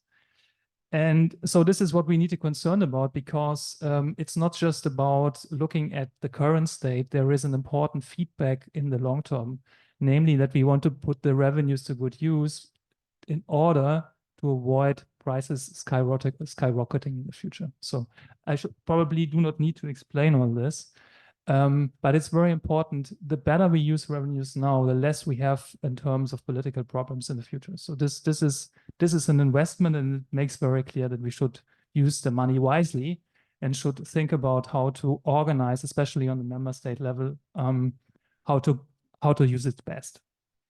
Related to that is the issue of attribution. Actually, Andre, when you mentioned it in your initial talk, I crossed it off my list because I understood as you do not want to talk me about into detail. But what I want to offer is a different angle on attribution. So of course, you can run sophisticated econometrics and find out how, let's say, renewable reduction varies with volatility or variations in prices. But this is not the one I'm talking about. I'm talking about the attribution from a financial point of view. So if you look at, for instance, the Innovation Fund, and many people, many earlier speakers have touched upon this. If you look at what the Innovation Fund is doing, I mean, it's facilitating or it's mobilizing private investments. And this to me is a very, very important channel of attributing the effects of the ETS, much more relevant, even though much more indirect than the actual price incentive for production. So it's really about investment and using revenues to facilitate and to mobilize private investments. I think this is what we should look out for and give more focus. And at the same time, there's also non-attribution. So what I have come to learn during the discussions, especially when we were in the midst of the energy crisis, is that everything has been blamed upon the ETS. So every kind of shift in the industrial sector, and I think I do not want to shy away the arguments. I think, of course, it plays a role, but to me, it sounded like it played the main role, and there were no other reasons for, let's say, industrial shifts or reconsideration. So we should really make clear what the relative effect of it is and avoid ending up in a situation where the ETS takes all the blame, and specifically all the blame for a larger economic and geopolitical situation that it cannot and should not be blamed for. So now I'm coming to my third point, which is half old and half novel. I try to make it as interesting as possible. It's a bit of an academic point, and I feel obliged to make an academic comment here at some point. And it relates to concepts. And the report emphasizes that predictability is a very important quality of the price signal. Daniela, you mentioned credibility. It's coming along. There seem to be some overlaps. And my interpretation of predictability is it actually has two components. The first one is explainability. So being able to explain how the price moves. If we cannot make sense of price movements, I mean, to some extent, this is why we need a market in the first place, because we don't have all the information, but we need, at least to some extent, need to be able to make sense of how the price moves. I think that is very important, and that to me is explainability, and this is pretty much a short-term issue. But the very important long-term issue is credibility. And I think this is something that I want to highlight and flag for future editions of the report. So given the situation that we are now want to move into a new regime where it's actually the long-term incentives, where it's actually the driving of investments, mobilizing private finance, credibility is of the utmost importance. So we need to understand if the market produces a credible price signal. And we can do this either through asking for sentiment. So this could be a question for the survey. But we could also try to disentangle what are the short-term and what are the long-term components of the price signal. I think that would be of very, very high value. And I'll stop here. Thank you. I think that we have a lot of respect for the work you do at Potsdam. We have collaborated in the past, and we look forward to work with you, Michael. Sam, you know, last time when we had somebody from Carbon Market Watch, we were launching this agenda for the next political cycle, and Sabine came, who's the head of Carbon Market Watch, and she said, well, I see I'm the only person in here that I'm really going to have to hit you guys hard. So I'm waiting. Well, that's not my explicit objective here today. I come as a friend, maybe a critical friend, but I come as a friend to reassure you. Yeah, I mean, happy to be here because it's indeed, it's not my first time. And if I recall well, one of the first editions of this exercise, we were having these discussions when carbon prices were between 3 and maybe 5 euros per ton. Definitely the room was a lot smaller, the interest was a lot smaller, and we've come a long way. I have compared the EU ETS with an irresponsible teenager for many years. I think I have to take Damien's point that it has become an adult right now. That's not to say there's not continued room for growth, but definitely the ETS has come to adulthood. Moving to a bit more of the carbon market geekiness right now, because I think one of the success factors, and you also touch upon it in your report, is how we have managed to overcome this long-standing debate on the conflict of policy instruments, carbon pricing in the heart of EU climate policies versus other policies like renewable energy targets, energy saving targets, and others, where for a long time these discussions were taking place. Well, is this not cannibalizing? Is this not double regulation? I'm happy we can leave those discussions behind us. Very grateful to have the market stability reserve in place. You mentioned the number there. What happened on the 1st of January 2023? More than 2.5 billion emission allowances were invalidated of the market stability reserve, and I still think this represents one of the most significant progresses in EU ETS policy making. It was a long way coming. And often, I mean, some other people have called the market stability reserve the unsung hero of European climate policies, and but I think there's some truth in that. Yet, I mean, talking about room for growth, I see some shortcomings as well. We're still looking at a climate policy instrument, a carbon market, which is largely oversupplied up to 2030. Of course, the progress on emission reductions at sectoral level was highlighted, but still the supply of emission allowances is steady, the decline is steady, but real emissions are going down faster. So this underscores the importance of maintaining at least that market stability reserve, keeping it in place as a way to recalibrate supply and demand. Industrial sectors, absolutely, there is some progress in recent years. I would say finally, because we were looking at flatlining emissions in energy intensive sectors such as steel, cement, and chemicals for almost a decade by now. So it was high time, long overdue. Perhaps unfortunate that it's not sure whether this is a structural decline in emissions or is it temporary due to the economic circumstances, the energy costs, all the factors outside of the carbon market, and they were mentioned in detail before.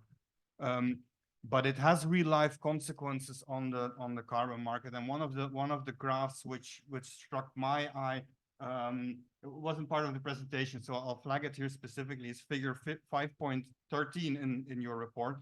On the value of the free emission allowances, what we see in 2023 is, again, a carbon market which hands out more free emission allowances than there are emissions in the industrial sectors. As a consequence, I think the value here probably is an oversupply. I can't read it clearly on the graph, but between 1 and 2 billion euros. To me, that's an integral part of the discussion we're having around the competitiveness impacts and the economic impacts of the carbon pricing in Europe, and something over time where this market still has not been able to, for the industrial sectors, internalize the carbon price through auctioning of the emission allowances. So that's still a large shortcoming we hope can be improved further over time. I'll say a few words about the our long-term vision. I have some sympathy for what Julien mentioned on the need not to get too distracted about what will happen in 2039 or 2045, for that matter. The biggest challenge is going to be in the next 5 to 10 years for the European emissions trading system and for the sectors which are covered by it. And in that sense, the integrity of what is in Article 9 of the ETS directive, the linear reduction factor, and where it is right now, is critical. It's critical to give that long-term predictability. It's also critical to define what the allowable carbon budget and the emission spaces for the industries covered by the EU ETS. So that's a parameter. It has always been maintained and strengthened in each legislative review. We believe that holds true with the provisions in the Paris Agreement, where you progress on your climate policies going forward over time. Also reflecting the necessity to tackle the climate crisis, of course. The auctioning revenues were mentioned by many participants as a flip side, and I can only add to that the progress which has been made on the 100% earmarking provision for member states, and the fact that a lot more can be done. We fully associate with that. Keep in mind, these revenues will peak and decline over time. For the next coming years, there will be still a substantial amount of revenues coming into member states' coffers and into the funds. But as the cap declines, of course, also the revenues decline. So that underscores the importance of making sure we use that money wisely. Here's still more work to do, especially making sure that the funding mechanisms, the modernization fund, there's still some support for fossil fuel projects in some member states in the modernization fund. The innovation fund is really helping those industries where it is needed. Also, there it will be important to ensure this does not lead to lock-ins in, let's say, lesser emitting technologies in some sectors, and that we ensure that those technologies which are supported remain state-of-the-art and remain compatible with the longer-term climate objectives. But to me, this is a much more preferable way compared to the discretionary state aid by member states, where indeed some sectors also recognized under the ETS as having being eligible for indirect cost compensation.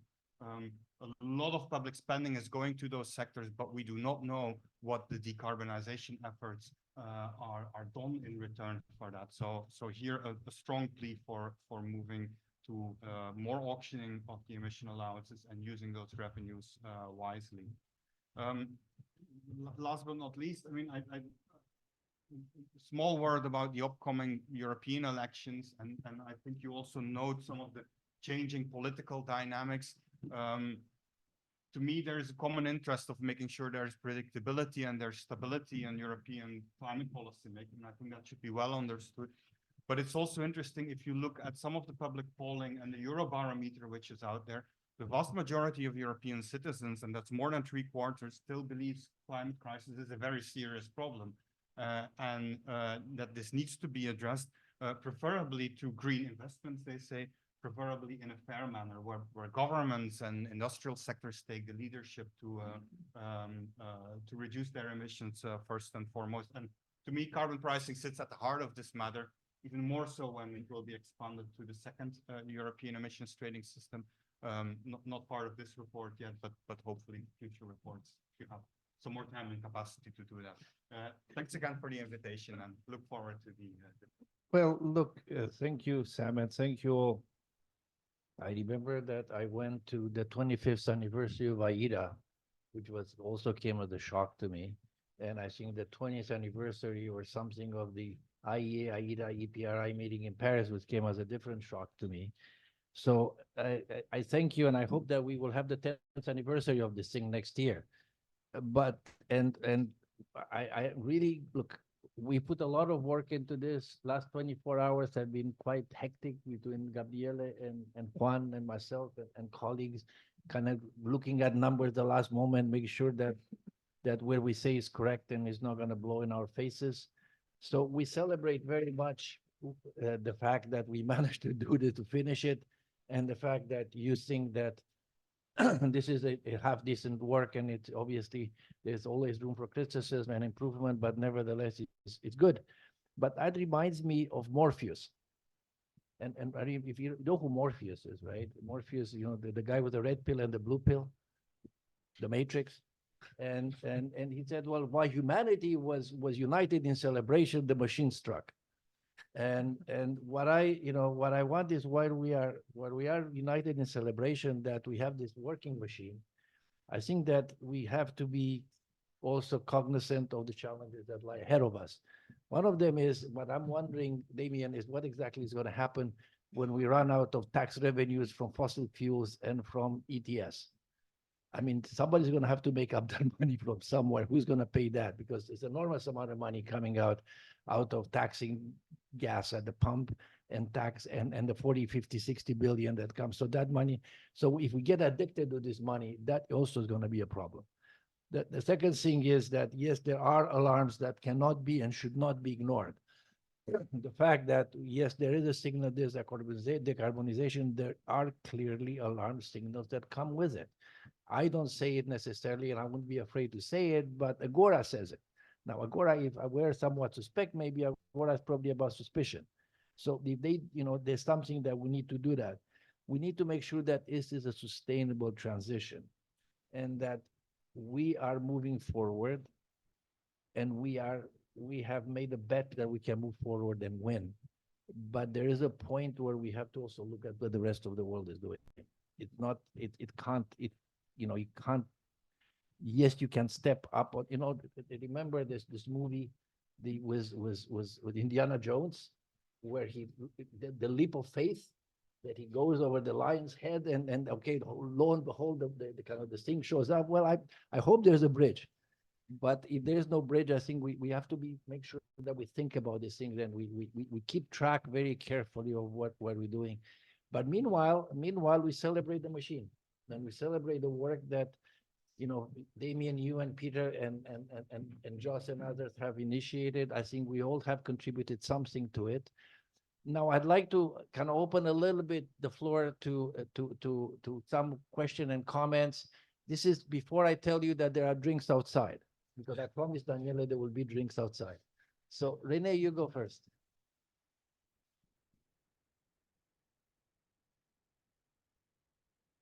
If you want just to introduce yourself, Rene, I'm sure everybody in this place will know you, but just to be sure.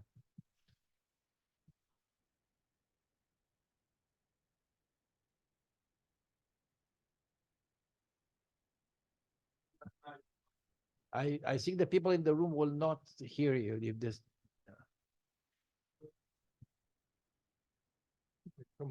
You're gonna come to the front, Rene?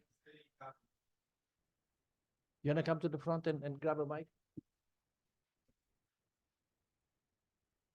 Yeah. Sorry about it. Come to the front. Yeah. Yeah, so Renaud Battier from Ceremony, the European ceramic industry. Yeah, the most important comment I wanted to make was supporting your comment, Daniele.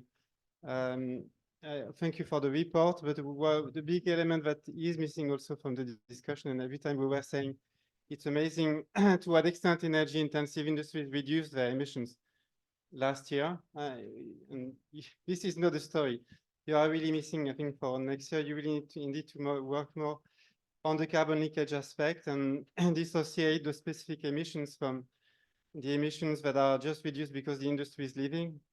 And on the 21st of March, there was an event organized by Industrial together with Aegis Europe, which is an alliance of industries on completeness. And yeah, what Emanuele said, it applies to other industries. Since 2012, you have many that reduced by 50% and even more that reduced by 20%. And this is accelerating since last year and since 2015 and even more so since last year. If I take my head as Ceremony and not as Aegis Europe, yeah, all our manufacturing indexes for 2023 are -20 on average. And this applies to many industries. So of course, we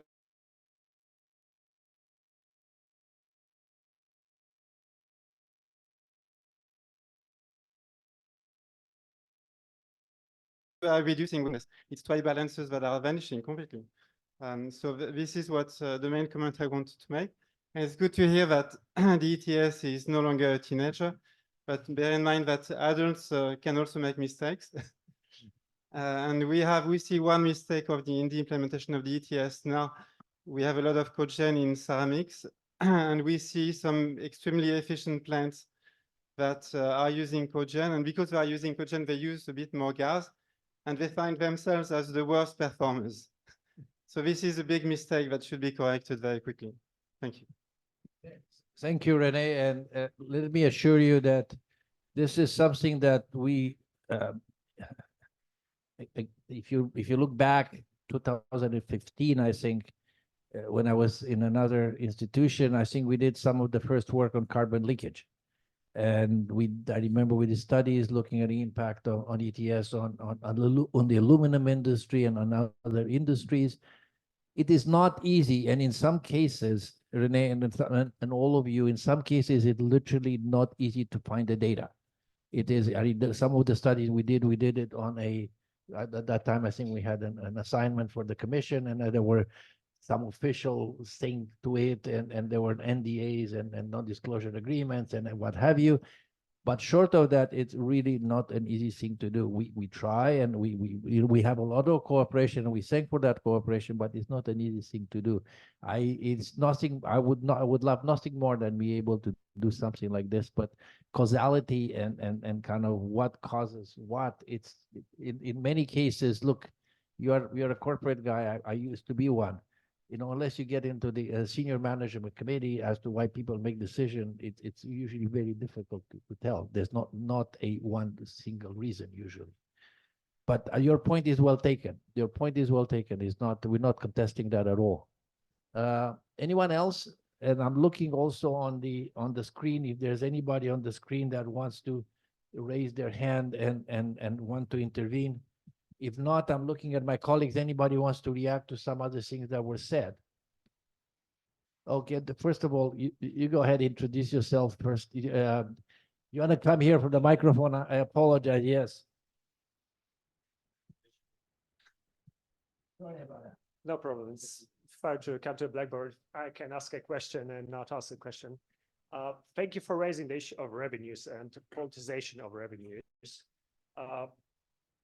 Point well taken, but do you have any ideas how can we secure these revenues to come back to the industry, to power sector, and not to make them treated as a bottomless piggy bank? We see it with the innovation fund, oversubscribed several times. So what can we do with the EU ETS during the review period or the next reform in order to make this money working for these sectors? And maybe also, can we take a closer look at the distribution, geographical distribution of instruments like Innovation Fund? I'm coming from PGs, or a company based in Poland, and we see this issue very clearly. How can we make sure that in all different sectors and all different member states, this money work for decarbonization and not for political usage? Thank you. Okay, well, I think we'll have last words, very quick last words from everybody, but is there any other issue or question that people want to raise? I'm just looking around the room if there's any. I know that we're running out of time and the drinks are outside, but I'm looking for around the room if there's anybody that has any. I think you guys had enough of ETS for one day. So what I'll do is I'll just go starting in the same order. Daniele, you know, any last words on for this time on ETS, because there will always be a next time. Yeah, no, thank you, I think, for the excellent debate and for the excellent report, and looking forward to the next one, next round. I think, again, the issue of the role of how funding works together with the ETS is a very interesting one, Sam. I appreciate very much some of your comments. I think it's true that the national funding is less transparent, but it's also true that the Innovation Fund is more geared for innovation. What we need in the EU is scale up on the size that we had on renewables. So it's that transition from pilot to full-blown maturity. And I think we really need to make sure that all that funding that Damien was mentioning, and there's many more billions that were also issued at the end of last year, is assigned in a transparent way. And I see in a lot of member states, this is not happening. And Michael, I like very much I completely endorse all of what you said. I like the explainability factor. And I think that's a very good criteria. I remember, having a very good lecturer, a French economist, Blanchard at MIT, who said, economists are always very good at explaining things after they happened. And so I think in that sense, it is important to have sort of predictability stays important in terms of, and I think as investors, we do not need to know what's going to happen, but we need to have, a narrow range for the direction. And in that sense, I think the Commission, again, compliment to, all of you in the Commission, Damien, is getting better at fixing moments of review, but with criteria well set out, because that helps investors know that there is going to be a regulatory change, but it is more predictable because it is clear the criteria with which that review will be achieved. And so I think that's the next edge of the legislative process in Europe and make sure that we're able to integrate that type of thinking in the way we do policy in order to make it more predictable. Thank you. Thank you again for the event, Andre, and all the team. Thank you, Daniele. I will skip. It'll come back at last to Damien, but Sam, you have a mic. Yeah. Thanks. I mean, maybe just to add some final thoughts on a lot of the competitiveness impacts we have been discussing, and maybe I've used this analogy before, but it's not because I fit in my trousers and my trousers fit in my suitcase that I fit in my suitcase. It's the same. I mean, the reasoning I hear is we have a CO2 price in Europe. Is this like a Dutch thing or something? Maybe. But the point I want to make is that because we have industrial output and we have a CO2 price in Europe, therefore CO2 price is responsible for declining industrial output. To me, the logical, I mean, there is a logical fallacy, and I think, Andre, you rightly point to the lack of an evidence basis for that. Especially we've been talking about carbon leakage for 10, 15 years right now, yet we don't have any idea what the size of that carbon leak would be, where it takes place, how many tons of CO2 are involved. So there's a need for greater clarity, and I fear with what we hear from still from several industrial sectors is that we risk to end up in a boy who cries wolf situation, where the boy has been crying that there is a wolf, there is a wolf, there is a wolf. People have looked for many times, there was no wolf, and now that there is really a risk, nobody takes it seriously anymore. So that's when we have to be careful. I absolutely support the ideas, I mean, around expanding and focusing the innovation fund more. Not sure about geographical distribution. I'll think about it, but I think there's also a reason to have the money invested where it delivers the most emission reductions, taking into account that there is a modernization fund which deals with the geographical distribution and fairness, solidarity with member states who need those investments most, especially in the power sector. Member states, I think, can and should and will be held more accountable for their spending under the 100% earmarking provision. Although there is a need to look at the criteria in more detail. The list of climate-related purposes is very broad, and I think it can and it should become more focused over time. That's something for the next review to look at more seriously. So we'll look forward to that continued discussion, and indeed there will be a next time. Looking forward to it. Thank you, Michael. Yes. So my 2 cents are, the first cent is on competitiveness. So we have discussed that very much in the scope and context of the ETS, but it's a much bigger theme. I mean, everyone who is following the political discussion knows that competition and competitiveness are the big things, or the big political topics. And I think with a view on that, we need to understand the ETS as a means to facilitate competitiveness and competition. So I mean, it's kind of a no-brainer, really. But if you think it through, you will end up, not just looking at the carbon market itself, but again at the use of revenues. And it's something that I said earlier relates to the role of the ETS to mobilize private finance. And I think that's absolutely essential. I mean, everywhere you look at the impact assessment for the 2040 target, let's say, there's so much emphasis on the need to mobilize private finance. And our transition so far has basically been driven by public finance. And this is the way we need to go. And this is if we say, or if we, let's say, stipulate that the KPI for the use of revenues is the degree to which they can mobilize private finance, I think this would bring us a long way.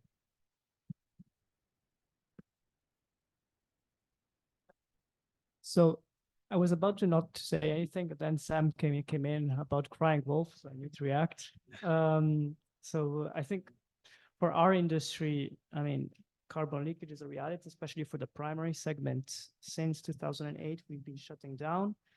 The energy crisis was basically the final nail in the coffin. But already before, because of the high energy costs, companies are no longer producing in Europe, primary aluminum. We're importing everything. So maybe my final message is, let's not only look at the ETS, let's also look at other policies. And the elephant in the room is energy prices and how to address that. we still haven't found a solution. There's the Letta report, we're waiting for the Draghi report, but at some point we'll have to find a way to find a European solution to address this. Thank you. Yes, just to say, I will give a septic note on the question of the use of revenue, especially because I was part of the ecological ministry, and we were pushing for using more the revenue of ETS, but there are budget guys who say, okay, no, it's it's the budget, the national budget. So let's discuss the revenue and let's discuss the expenses, and we'll look at the total budget and so on. And that's a very important question, because I don't know if you know that, but in a negotiation in the council, there are very progressive countries that block those decisions. So Sweden, Denmark, and other guys from the north who say, don't push some requirements in the directive. Let us decide by ourselves how to use the revenue. So just to say that it will really be difficult to have some requirements like that in the directive. So the first thing is to have a public scrutiny. That was what Damien said. And one way to do that, if you don't use the national revenue, is trying to have to beef up the innovation fund. What point that will be quite difficult is that we have front-loaded the innovation fund for the REPowerEU, and the rest of the revenue will come with the free allocation from the CBAM after 2030. So in fact, we will maybe have to find a solution to bridge a gap for the innovation fund in between, because we will maybe have not enough money around the 2030, and it will be the time to invest, not to wait until 2035 or after to invest in decarbonization. Thank you, Julien. Before I headed off to Damien, as the tradition goes, that we give the last word, or they have the last word anyway. So, you know, so there's a couple of things. First of all, I have learned that we are not addressing carbon leakage. I thought we're addressing the risk of carbon leakage. That's what I thought. That's what I learned, because once you have carbon leakage, the patient is dead. So, you know, hopefully we don't get there. But you're right. I mean, this has been a continued bone of contention. I mean, you know, is there really carbon leakage or not? And I have the answer. And the answer is that at the end of this year, the European Commission has to have a report on carbon leakage as a result of exports.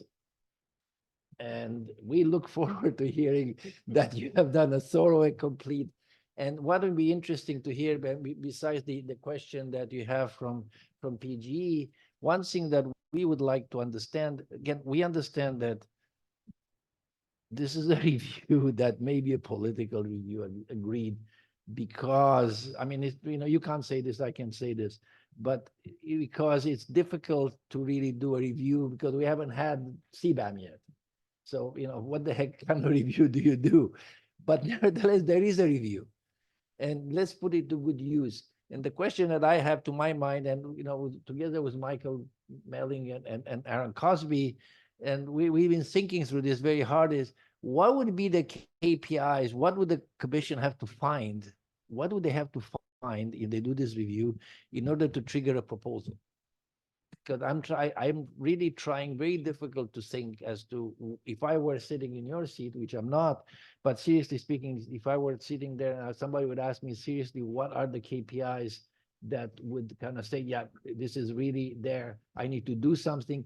I don't know what I would say. I don't really know. We haven't thought through it. We will think through it, but again, we understand it may not be everything we want, but we really hope that we do see a serious review at the end of the year. But I'll hand it over to you, Damien, and you close here the discussion. Thank you, Andre. So yeah, for my final words, I mean, I think today we've established the ETS is working, but I would really want to push back against any idea of complacency. I don't think any of us are complacent. I mean, faced with climate change, complacency would be lovely, but frankly, we can't have this. And on some specific issues, René, you asked about the ceramics and cogeneration. I'll take this back to colleagues. I know we just, after a lot of work on which colleagues are doing on implementation. We've adopted the free allocation regulation, but I'll take that point back to colleagues. We strive to improve the system over time, and this links to PGE's question. I mean, in terms of today, really identified the revenue uses, the streams coming from the ETS, the flip side of the coin, are really important. And I think there's rightly more and more focus on this. And basically, I think we have at least half a dozen mechanisms through which the ETS flows the carbon price back to sectors. I mean, we've got the conditionalities in free allocation, which I think makes free allocation more palatable to the NGO community to some extent while free allocation takes place. The lion's share of revenues is going at national level. And I hear what people are saying about lack of transparency. I have colleagues working on this. I think it will and should improve over time. And here, I think, Julien, it's the Commission doesn't always have the last word. I think member states and the Parliament do. And it's a nice idea that it all go to an innovation fund. But for member states, these revenues are important. It's a matter of how they use them. And I very much heard Michael's point about when the ETS expands. I mean, you should be able to make the case how the revenues are used to justify the expansion and the use of those revenues. I mean, you've got situations where I think you wouldn't have broader carbon pricing unless the revenues are being used to solve the problem. And it's surely better to have a climate policy than areas of no carbon pricing. So you've got the national revenues as the second mechanism after free allocation. Then you've got the hydrogen bank. You've got these 1.6 billion euros for the cost difference only for aviation fuel. So if you want to benefit one sector, they've got this, other sectors don't. In the 2026 review, I think the issues of modernization fund, which of course goes to a single member state, all of these will be rediscussed to some extent. Coming back to what Julien said, I mean, there is overall, I think there's a shortage of money at national level. And this is where I think to some extent scope extension would be important in relation to having more money to use for particular uses. Daniela highlighted the review clauses. I think that's something we've learned over time, is to have better review clauses. So I think everyone knows that we're looking at waste, we're looking at departing flights 2027, we're looking at permanent removals. These issues, Andre, as you said, the Commission's agriculture, not ETS1, I think, but so all these are being looked at. In terms, I think, Andre, of your last question about reviews, it's not that much fun always being in the Commission, because if we have to do a review, we have to do a review based on what we know. Early next year, we'll be publishing the price of e-fuel for aviation. It's challenging. We'll do our best. Thank God this is updated every year. We have to assess ICAO's scheme, whether China is applying it in 2027, and the review is in 2026. So we of course will look and do our best, and the same goes for exports. I mean, the Commission will diligently do this, but then it's always an interplay with the Parliament, with member states for the legislative changes. Thank you very much. Again, I'm not sure that you'd call it loyal opposition, but we're certainly people here that will work and make the point in a positive and constructive way. I think everybody in this room isn't on this page, I hope. And we will continue to nurture, and now it needs less attention because it's a little bit grown up. But I think as the years progress on this decade, I think we will have additional issues to see as we start becoming in middle age. What the heck happened to this person? Going to have a middle age crisis. So you're going to have to figure out what happens to the middle age crisis ETS. But again, first of all, thank you to my colleagues and partners in this. I really do appreciate you guys being with us. I mean, we couldn't have done it without our friends. So quite clearly, you know, it's a different report. But above all, I want to thank Juan, who is really the guy who carried the ball on this all the time, and, you know, kind of spend a lot of time thinking about it. So thank you very much, Juan.